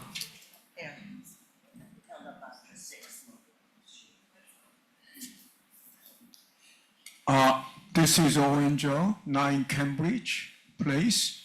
First of all, I'd like to thank you, Mayor, and then other town people working for tonight. I'd like to point out that real structural issue in Cambridge Place. I lived in Grotto Cliff since 1990, more than 30 years, but I moved to 9 Cambridge last year. And this is really first big flood I had. The problem with Cambridge Place is between Chestnut Street, Fairview, Chestnut goes all the way to Woodland Avenue. Fairview goes all the way Booth. But between those 2, there's a small street, Reiner Place, and an Egan Place. So between, it ends at the Cambridge. So all the water coming from Summit goes down to Cambridge Place. And then also my house has an easement to town. There's a public drainage. And then like last, rain, and just it within a few minutes, and then just it blow out. And then I saw that a car driving, and then it got flooded, and then car doesn't move anywhere. So I like to town address this Cambridge Place issue because it will save about 20 houses in Cambridge and in Maple, because Maple is lower than Cambridge. So all the water goes to Maple too. So I think that wise thinking also can solve many houses over there. And then also, I like to bring one resident mentioned the retaining wall. And then 6 Maple Avenue owner stopped by while I was not at home, and then he told that he going to put the wall between the boundary side. I think town should be very careful to permit on like a wall, because it redirect all the water to neighbor. Okay, so that's my key point. Okay, thank you. And Thank you. next, please. Thank you. Hi there, I'm at 5 Cambridge, I'm next door to him. Okay, the drainage issue is a big issue. I have a basement, and the drain was about 6 inches, and it wasn't going in. The water was not draining. I think the drainage in the street is backing up and not working, so that water was coming in through the door, because the door was not sealed on the bottom, and it's coming in from the windows, it's coming in from everywhere. On 21, I had 5 foot of water in my basement. Okay, now, The house behind, like he said, was going to build a brick wall. That is not possible without permit from the town. So please look into what he just said. Six Maple is planning to put a wall there. Where's the water gonna go? Okay, there's gotta be a drainage. If they're gonna put that wall there in back of his house and my house, where's that water gonna go? There's gotta be a drainage coming out to prevent the water from coming to our home again. And that's an issue. Thank you so much. And thank you, Mayor. I know this is not your fault. It's a fault of many mayors before you. Thank you. Okay. Next, please. Okay, your name and address. Dan Dubelman, 1 Laurie Drive, Englewood Cliffs. My mother moved to Englewood Cliffs in 1962. We never had any problem with flooding all through my whole life until recently. When I brought it up to the town, everybody said, oh, no, it's nothing to do with us. So, I mean, one thing that's clear is that there must be some kind of maintenance plan for removing the roots and keeping the lines free. Is it just wait till it backs up? I mean, because it's not an emergency issue, it's a regular maintenance thing. It's not Correct. due to a one-time event. So that needs to be paid attention to. And the other thing is the developers that are building these places should have some kind of pool of financial responsibility for damage that they may very well be causing. Thank you. Okay. Thank you. Next, please. Next. Hi, my name is Deanne Weisbar, and I live on Elisa Drive in Englewood Cliffs. I've been living there about 60 years, and unfortunately, my husband is spending the last 3 years in bed with dementia, so I really do not have time for all this cleanup and aggravation constantly. But when the upper school, about 4 years ago, I don't know my numbers exactly, repaved their driveway. And after the repaving of the driveway, all this flooding started. I had no floods at all in the 60 years. So, and also, when you look in my backyard, and you look out onto the parking lot, you can see on a day that doesn't rain, there's no rain at all, the sun's out all day, there's a stream of water coming across the driveway. There's either a pipe broken under there or there's a stream that all of a sudden got too much water, it's overflowing. All I know is I get no satisfaction at all. They say it's got nothing to do with them, which I have an engineer friend who checked it and he says it's absolutely their fault. It's not in the basement, it's in Okay, the ground floor. Time It's is the ground floor, over, not the and basement, yeah. next, please. Thank you. We are well aware of that. The left side. Hi, I just want to say that I heard the governor of New Jersey isn't allowing FEMA to help us. FEMA helped in 21 and allowed that. Now FEMA is not, the governor does not allow FEMA to help all the people this time, I heard. Thank you. The left.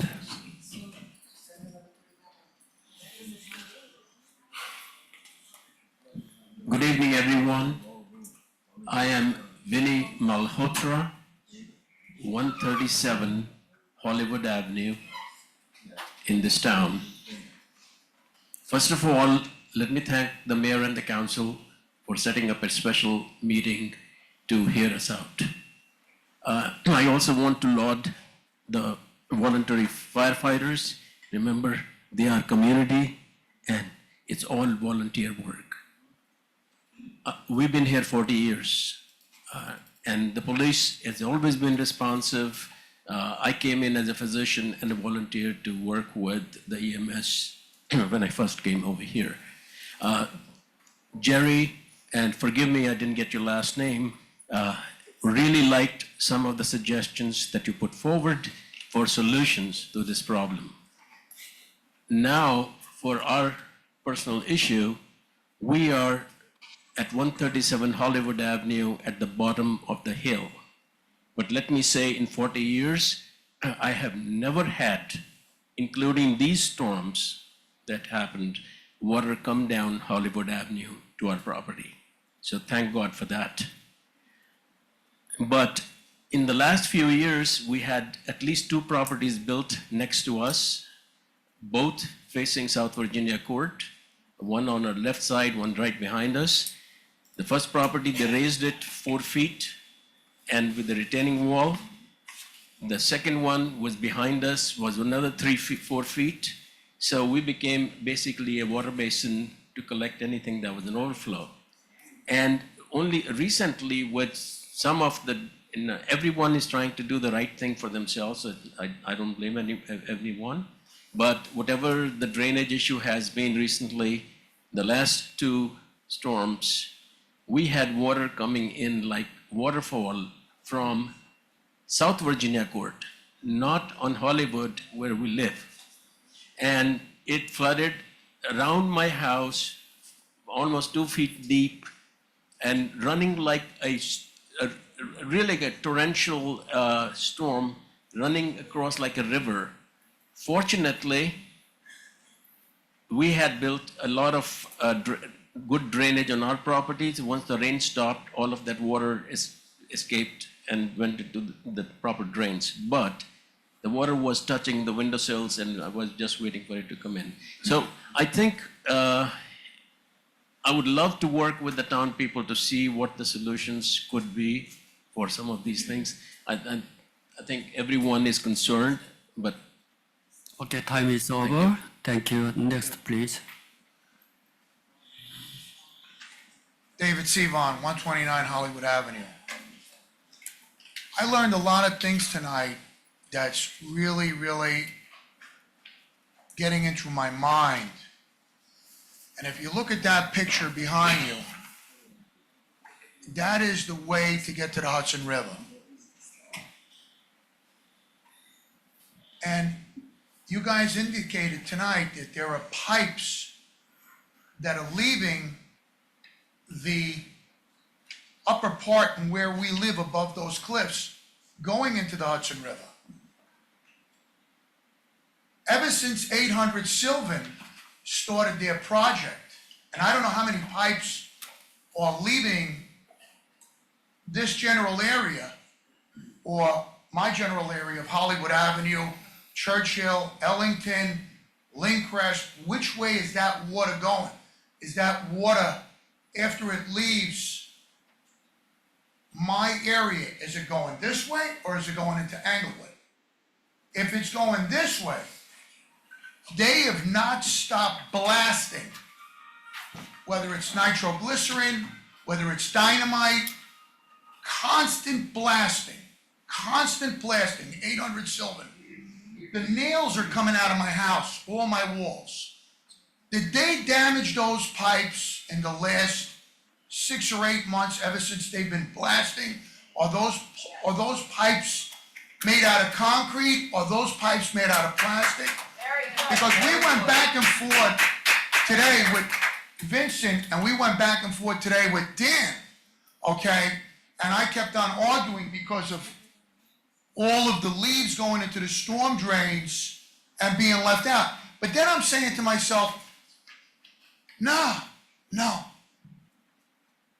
Whatever they're doing, and they're talking about Hollywood Avenue, these guys over here, whatever they're doing on 800 Sylvan, I could put my life on it now. That those concrete pipes are broken to bits because where they are and they're blasting, that is solid concrete. And that's the first, I'm sorry, not solid concrete, solid rock rather. Solid rock where they're blasting. And that's, we got the pipes over there leaving from where we are, and as soon as the earth is shaking, because you could feel the vibration from 800 Sylvan all the way to my house on Hollywood Avenue. You can come into my house and you can see the nails coming out of my house from the vibration. And I even went, I explained that to David DiGregorio. I even went to 800 Sylvan months ago with my wife, and we bitched about this problem. That you gotta calm it down, it's overwhelming, and the blasting is going on. And if they broke those pipes leading into that river, they gotta be responsible. They gotta be responsible. And if Mr. Jerry's gonna do anything before we spend $150,000 or $120,000 on this bogus company that's gonna come in, we better get cameras leaving where our ward is, Hollywood, Cambridge, Lincrest, South Virginia, North Virginia, Johnson, okay? That water should be going from Johnson right into the Hudson River. I don't know where the water's going on the south side. Thank you, time is over. Thank you, time is over. Next, please, thank you. My name is Steven Zhu. I live at 46 Irving Avenue, right? So that's at the intersection of West Bayview and Irving Avenue. So in that corner, 3 houses get flooded from last time, okay? So we know all the flood. I'm not going to repeat all those flood causing problems, but I have 3 observations. One, on that corner, we have 6 drainage openings over there. 4 of them are shallow ones, 2 of them are very deep ones. But at that day, the water, I'm seeing water, is not going down. It's going to the driveways, right? So we had some big storms last year. I never see water cannot get into the drainage system. But today, this year, there's a Veteran Park project running over there. They built a retaining wall at the entrance between the basketball and West Bayview. So they forced the water from West Bayview into the drain over there, right? So those water will have to go into the main drain system. I don't know if the building construction or the cost, blocking, debris get into the drainage system doing the blocking, right? The second observation is the street. The center of the street is, it's the curve, right? It's higher than, driveway entrance of the house, the 3 houses, right? So when the water cannot get into the drain system, the water on both sides of the house started getting into the house through the driveway. So when we're, paving we should think about how we can, when you pave the street, should we do a better work, try to keep the surface of the street a little bit lower, so the water won't accumulate on the both of the straight, right? Okay, thank you, sir. Time is over. Next, please. Okay, we are seeing. Yeah, behind the row, yes. Hi, Kenneth Kim, 277 Arthur Avenue. Behind our house, backyard, there's a big commercial parking lot, and it is located higher than our backyard. So whenever there's a heavy rain, waters merge and pours into our backyard, causing our property damage. And that overflow of water from the commercial parking lot goes into our basement, causing problems. It appears there's no catch basin built in that commercial parking lot. So if that's the case, I wish city can require them to build a catch basin so that this kind of a water overflow does not go into another house property. Thank you. Okay, thank you. Next, please. Next. The cross, yeah, second row. Oh, no.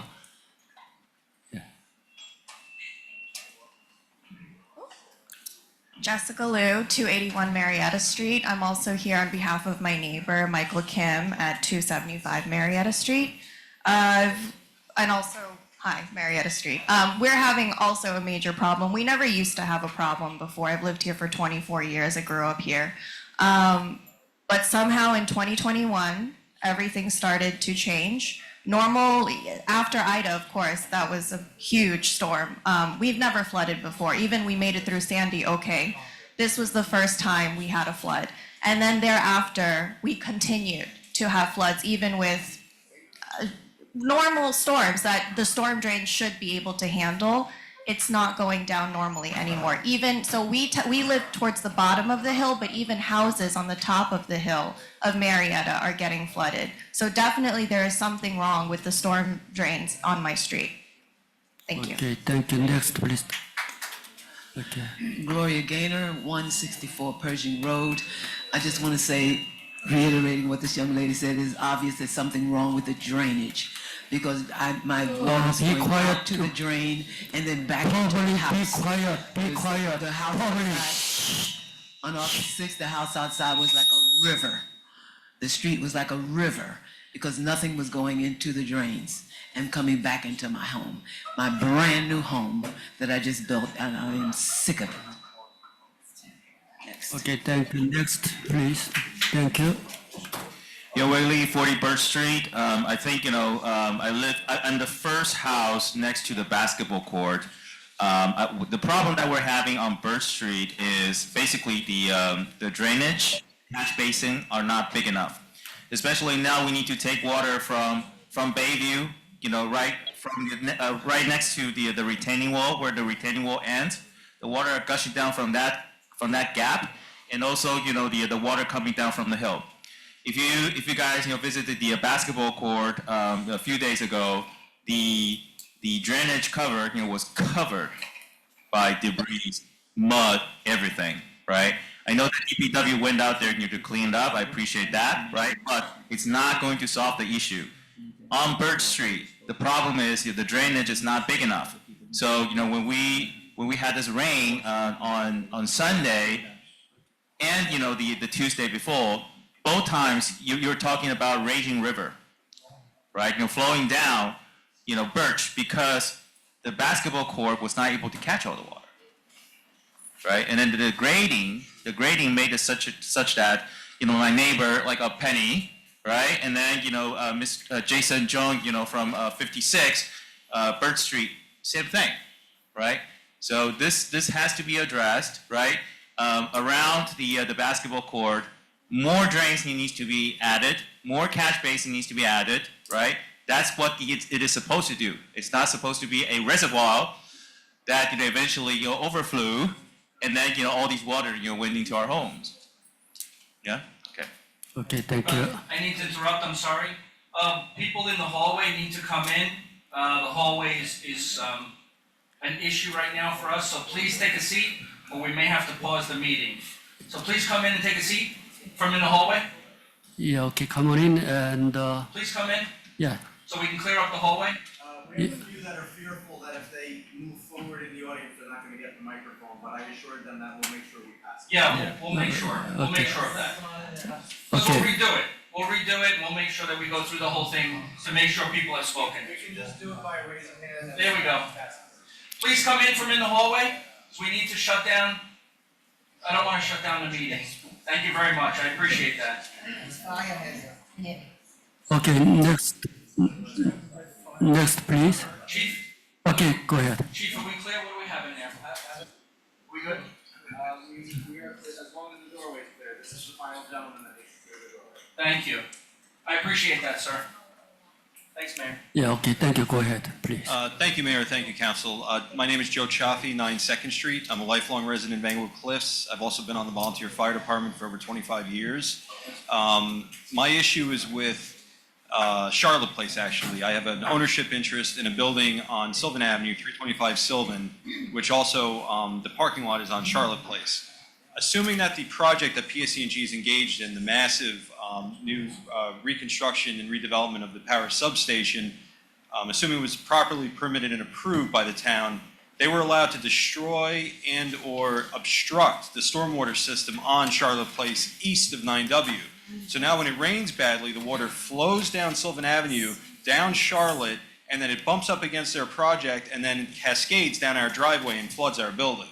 So I'd like to know if that project was permitted and they were allowed to destroy the stormwater system on Charlotte. They didn't destroy anything on Charlotte. Okay. Charlotte east of 9W. So it's all obstructed. You can see it's completely obstructed. Okay, thank you. Next, yes. Hi, Dr. Oscar Abel. I live at 368 Morrow Road, Englewood Cliffs, right in the center of one of the hotspots, as the mayor said, of the flooding hotspots. We had 4 floods, 12 to 18 inches high, in the last 4 weeks.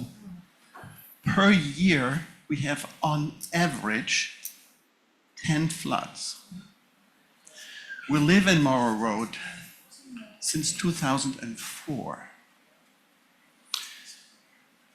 Our flood situation is so unusual that the council asked me in 2016 to give a report on our investigation of where these floods come from, starting in 2006. A 10-year report. It's in the records, 33 pages with 60 images. We have dozens of videos, hundreds of photos. Everybody here in the administration knows it, including people who sit up there.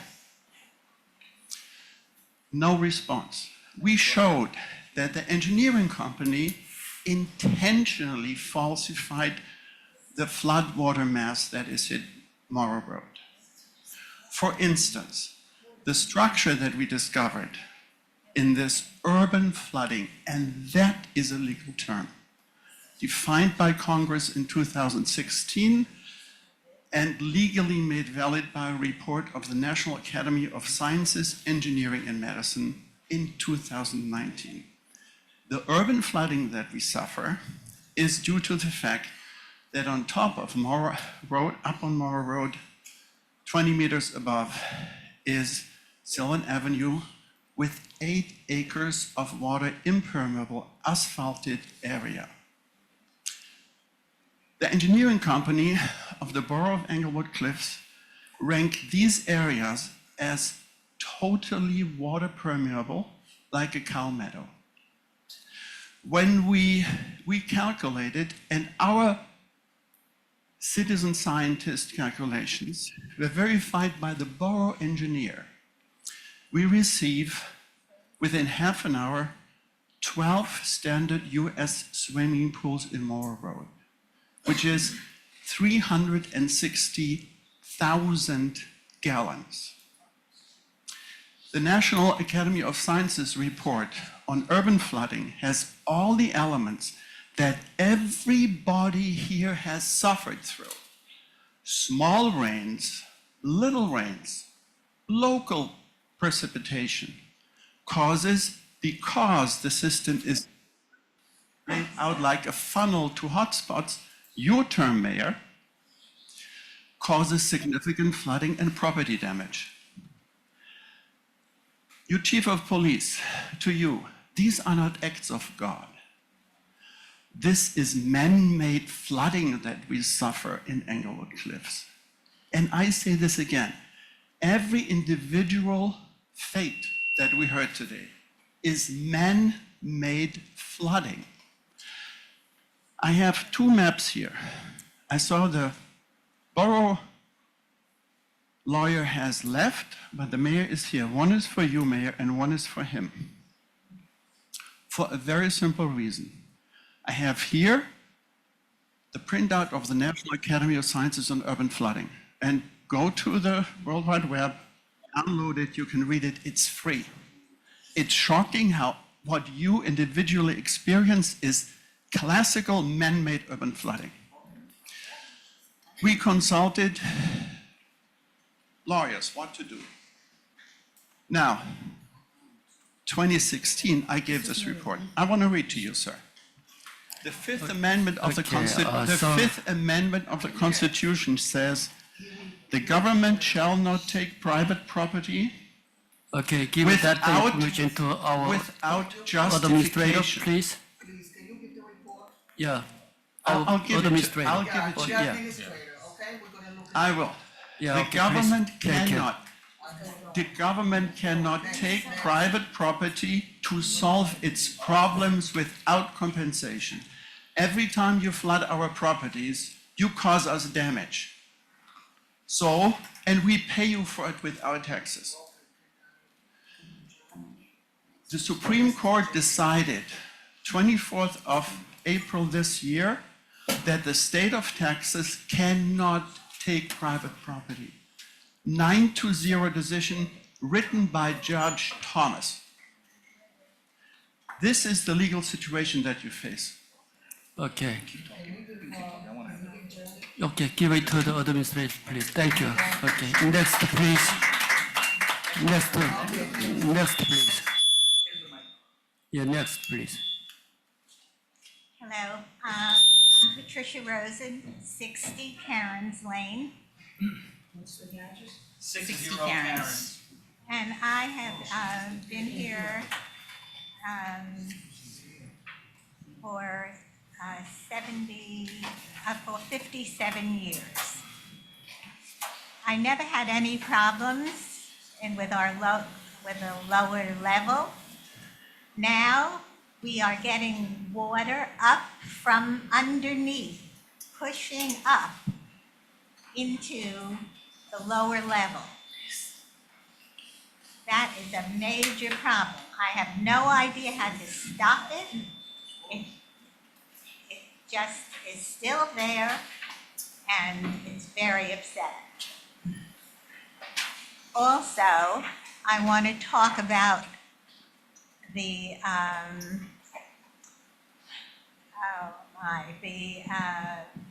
problem with the water. The drain, the water from the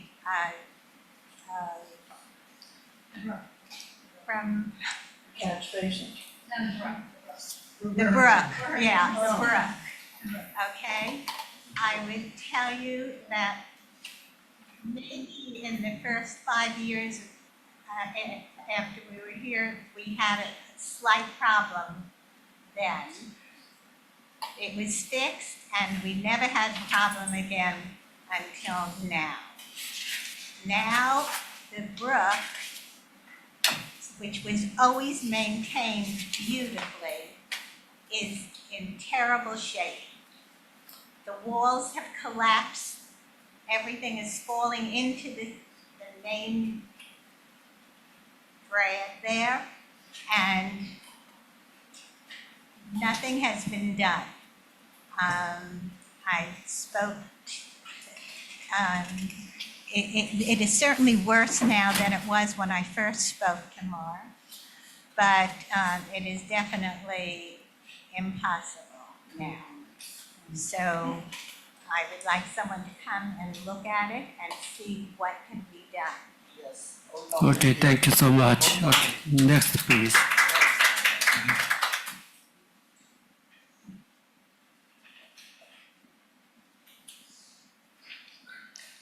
My name is Kiwon Lee, and I live in 352 Castle Drive. I actually just moved in a few years ago from the city, so I really don't know what Inglewood Cliff life is supposed to be.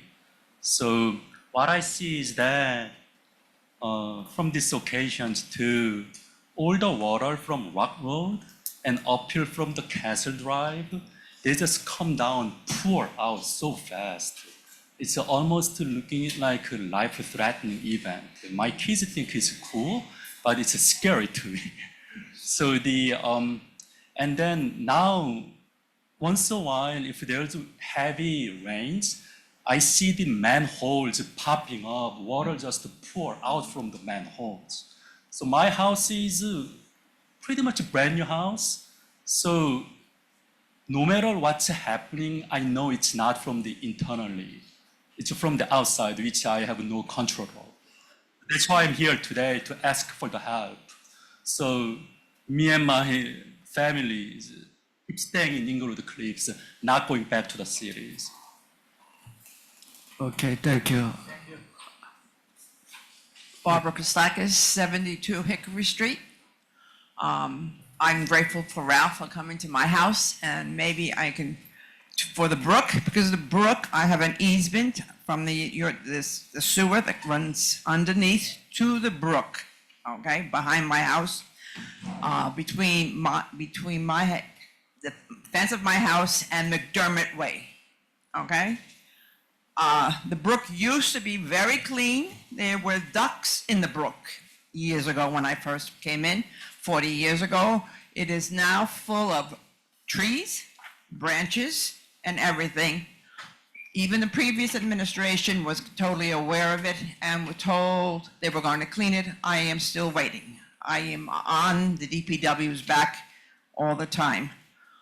Secondly, on McDermott Way, I don't want to say anything, but it's, from what I understand, it's a homeowners association up there, and they are responsible for cleaning. There is a collection basin that was made purposely for those houses to be built on that street, okay? It's a big empty hole, okay? So that when the water comes down the hill, so it doesn't flood Castle Drive, and doesn't flood below, it catches the water there first, then it overflows. They landscape this, okay? And they are responsible, from what I understand, cleaning it. However, they do not. They only landscape a portion of it.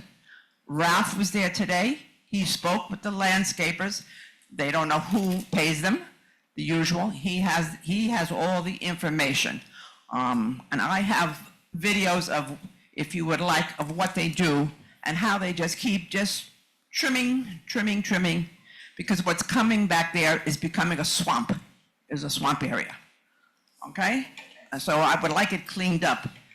So maybe this can answer some of your problems of why the water is not draining. There's no, it's all stuck back there between back of my house, underneath the drainage and McDermott Way. Thank you. Okay, thank you. Next, please. Hi, my name is Sam Kong, and I live on 19 Bayview Avenue. And I also representing my neighbor across the street from me, 20 and 22nd Bayview Avenue. So we are on the east side of Sylvan Avenue. So it's between Sylvan and 9W. And also the crossroads is 6th Street and Bayview. So anything east of 6th Street Avenue, when the water coming down from Sylvan, we catches all the water. And there's about like 5 storm drain near me. But then every time it rains hard, it overflowed. The pipes is just too small to handle all this water. So we definitely need a bigger pipes. A 12-inch pipe under the sewage system or under the storm drain system is not enough to handle this power. So between 6th Avenue and 9W, there's only about 20 houses. It's a really short street. I think Mayor came to our house a few days ago on Sunday night to check out the flooding, and we appreciate that he came. And he saw about 10 out of 20 houses on that street got flooded. So definitely we need a newer drainage system and much bigger pipes. Because when those pipes got flooded, it pushes the water back into our driveway. The water actually coming back from the drainage on our driveway. So I actually was lucky enough last year I put a check valve on those pipes, so the water only goes out, doesn't come back into my driveway. So, but then my neighbors are not so fortunate, or their basements got flooded.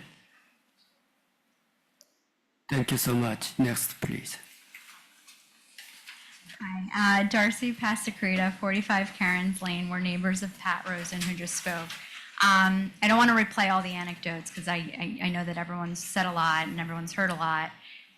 But what I might suggest, and I'm sorry I didn't catch the gentleman's name, with respect to collating the information, we all have our stories, we all have our phones, we all have the videos and pictures as a way to facilitate collating that information. Maybe we come up with some sort of email where people can submit their pictures, videos, or whatever. And I think that's going to help identify what the problem spots are, because I agree that looking at it in isolation, looking at it on a sunny day, even an expert might struggle there. I think you really need to see it, right in the midst of it. So maybe that would be a suggestion for whoever's facilitating that effort to create some sort of email address where residents and homeowners can submit whatever videos or way they want to document what the issues are. So that way, people can get to the bottom of the problem areas and the hot spots that have been mentioned. Okay, thank you. Next, Hi, please. Okay. my name's Alex Passacrita. That was my wife who spoke before. We lived together on 45 Karen's Lane. Just want to add, it's pretty disheartening seeing the widespread disaster of this flooding throughout the town. I mean, we came here thinking it was more isolated than it really is, so I'm really sorry to hear as many people who have to go through this as we are. It's pretty disheartening, so I appreciate you guys for scheduling this meeting, and it sounds like you're all taking it seriously, and I hope you guys really do. So, thank you. Okay, thank you. Next. Hi, my name is Sarvan Benzer from 48 Birch Street. And this gentleman in the blue a moment ago just mentioned about the manholes popping out of the street. Those manholes cover the sewage system, not the storm drainage system. Those are the drains on the side of the streets. The ones in the middle of the street with the manhole covers, that's the sewage system. And if those manhole covers are popping off, it means that the water level in the sewage systems is rising and coming all the way up to the street and beyond and pushing those heavy manhole covers up. When that happens, sewage also, raw sewage from the sewage system also comes into people's houses from low-level, bathrooms and showers. That's exactly what's happening to us in our house. We have a shower on the lowest level of our house, and we get black sewage coming out of the drain into the shower, spilling out of the tub and all over our downstairs. It's a terrible situation, and it's nothing to do, it has to do with the rain coming, I guess, filling up the sewage system, but it has to do with the sewage system not being able to handle the water, not the storm drain system. And I think it's a bigger problem, maybe an equally big problem, but maybe in some ways, because of the sanitary situation, a bigger problem than the storm drains not being able to handle the water. Okay, Thank thank you. Okay, next. Yeah, hi, Greg Nam, 356 Castle Drive. Story's the same as everybody Be else's. quiet, everybody. We cannot hear your voice. Could you repeat the name and address, please? Yeah, Greg Nam, 356 Castle Drive. I'm just adding my voice to the rest of the residents group here. Castle Drive. Close your mic. Yes, close. Castle Drive. The storm drains in Castle Drive are overflooding. It overflooded this past Sunday and then, the week before. It hasn't happened that way before. So, and it's happening, the storm drains are failing too consistently to dismiss this as a one-off. So something is causing this. And I want to urge Mr. Mayor and your administration to look into this matter urgently as a high priority, because I get the sense that this is just going to get worse and it's going to spread. So please look into this as soon as Okay, possible. thank you. Okay, next, please. Anybody else?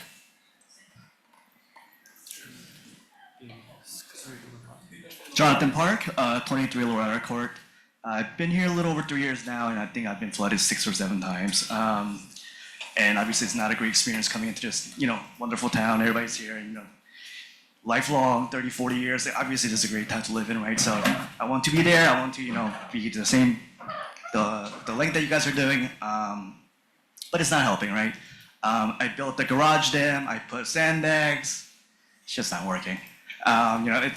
It's overflowing. My basement's flooded. My garage flooded. My baby's crying all the time when this happens. It's not a great experience. I know, David has provided some sort of a mitigation, something that may help down the line. But overall, obviously, the underlying problem needs to be solved. So, underlying problem plus any mitigation that can happen in the meantime. Happy to, hear you guys out. Okay, thank you.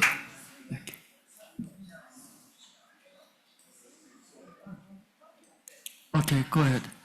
I'm Yu Ching Wang, living 33 East Bayview Avenue, and I've been moving for 2 years, voted 5 times. I'm also speaking on behalf of my neighbor, 35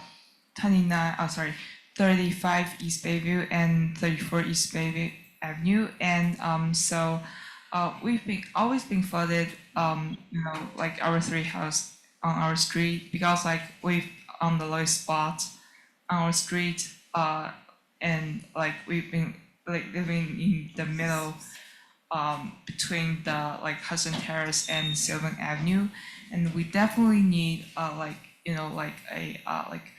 bigger pipe and like bigger drains and like a pipe directly to the Hudson Terrace.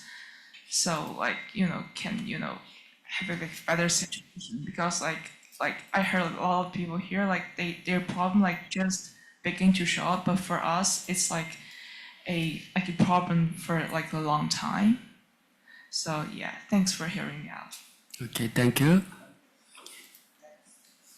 Thank you, everybody. I'm Glenn Pogarian, 8 2nd Street, and my issue began last year with the repaving that PSEG did following the gas line repair. I brought this to the town. I spoke with David D. Gregorio. I spoke with Bernard Morandi, Boswell Surveyor, Roberta Stern, Mayor Kranjak. I've gone through, I felt far more than I should have. Improper paving performed by the Tilcon people.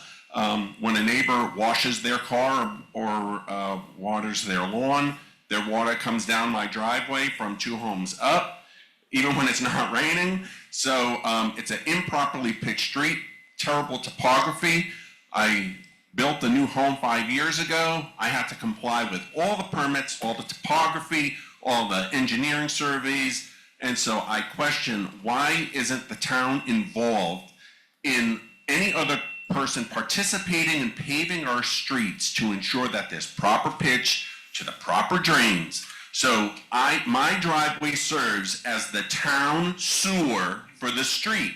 So I absorb, and my property absorbs all the water on 2nd Street for probably 50% of it down my driveway, into my home, down the street, down the driveway. It's going to take down somebody's tree, because no tree is intended to absorb all that water. It flooded my neighbor's pool.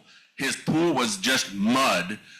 So while I hear everybody else's issue, per the town, per Mayor Kranjak, this was supposed to be resolved by December of '23.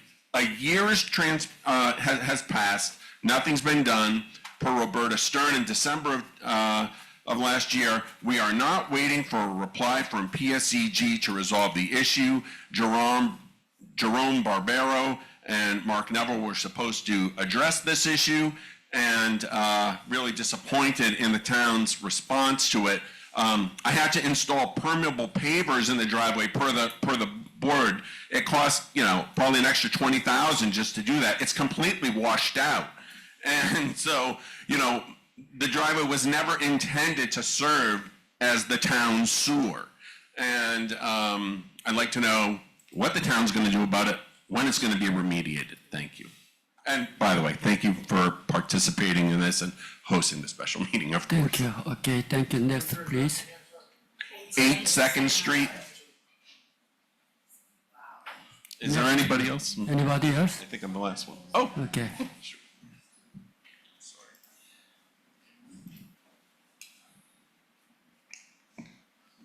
My name is Esther Chung. I live at 356 Castle Drive. Greg Nam is my husband.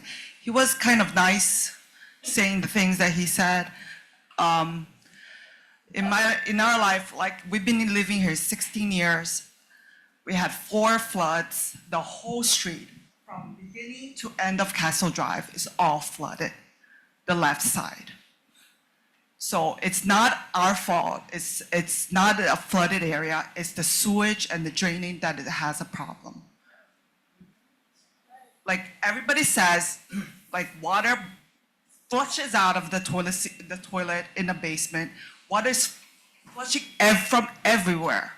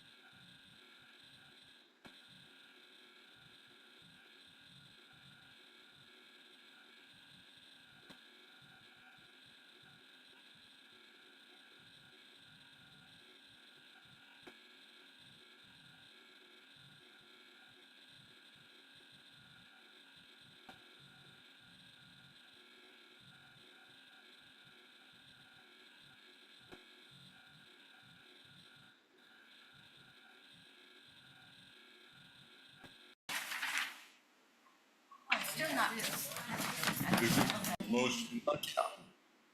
All in favor? Aye. Okay. All in favor? No, we have to do bills list. We have to pass resolutions. Okay. I voted no. I voted no to adjourn. Three yeses. We have to pay the bills. It's getting a little bit of a problem. Do we have, We have to pay the bills. Is Chris on? Yeah, he's on, and he didn't vote yet, Chris is on. and he did not vote yet. We have to pay the bills because the bill list is serious. Chris didn't vote. Glenn, Chris is. The mayor called all in favor, so let him vote. Chris, Yeah. we have work to do. It doesn't matter, let him vote. Melanie and, There's a motion, Chris, there's a motion on the table and a call for a vote. We were all in favor, said aye, we're looking, I don't know who. I said no. Okay, so you and Chris said no. Rivka said aye, I said aye, Melanie said aye. That sounds like, if you're gonna vote and Chris is gonna vote, we're waiting for Mr. Liang. If you don't, if the mayor's the one that calls the roll, I'm just pointing out the procedure. There are resolutions that are directly going to help the public with flooding. There's resolutions that are gonna secure, they're gonna help secure. Why don't we just call the vote? Resolutions that Do are the gonna roll call. help us secure money from the federal government. There are all kinds of resolutions, and you've got Republicans and Democrats that wanna go home instead of do the work of the people, and that's bullshit. Bullshit. Okay, Call it what it is. please make vote, okay? Do you want me to call? I vote no to adjourn. Yeah, hold on, Adjourn. we need to, just hold it. I voted, Melanie voted. Right, correct. You only need the Look, there's an order in which we do the roll call. You need, The No, it vote was call. all in favor. No, roll call. whoa, hold on, guys. No one called for a roll call vote. Right, correct. We already took the vote. Correct. All in Yeah, favor. he called all in Three favor. of us voted. Right, We're correct. wait- As far as, I Correct. didn't hear a vote. Correct. As far as we have, you have 3-0. Right. adjournment. No, but you gotta call then all opposed. So he called all in favor. He never There- calls all opposed. You're supposed to, you're supposed Do a to. lot of things, Matt. Well, I'm just saying, so normally it's not an issue because there's not a contentious vote over this process. So all in favor, there were 3 votes to adjourn. Yes, Next step is for the mayor to call all opposed. let's do this on every vote then. I'm not opposed to that. Me either. So only Chris didn't vote, Right, so right? Mayor, just call all opposed to adjourning. All of us to adjourn? I am opposed to adjourning. There are It's only things, one. Sounds like 3-1 to me. Is there a time limit on it? well, you know Roll what, I call. wanna go on. mayor's call, right? No, it's your call, it's my call, it's Rivka's call, all opposed. I am opposed to adjourning. There are resolutions here to pay the bills of the town. There are resolutions, Hey, are you running the meeting or is this one over here? there are resolutions. David, let the mayor run the meeting. Yeah, okay, so that's fine. I'm just saying, there's important resolutions for us to pass. Everybody else voted. Do you want people to be able to easily, Oh my God. get rid of their subterranean garages? I needed to understand, what are we voting? Right now, it's a motion to adjourn. If you vote yes, the meeting is over. If you vote no, the meeting continues. That's where we are right now. Everybody voted already? Yes. Everybody but you. Yes. Yes, okay. So if you vote no, then the mayor has to break the tie. If you vote yes, it's over. Well, no, the mayor doesn't have. We just had over 60 people. We had 70 or 80 people here asking for us to take action. Done nothing. This council has done nothing. Motion to adjourn. Glenn has done nothing. Rivka has done nothing. He did Guys, yes. let's settle down. Let's settle down. Nobody has done nothing. We need to Settle address. down. You already yes, so You that said is, yes. you did yes. He just wants to adjourn. Total bullshit. These are Englewood Cliffs has a council that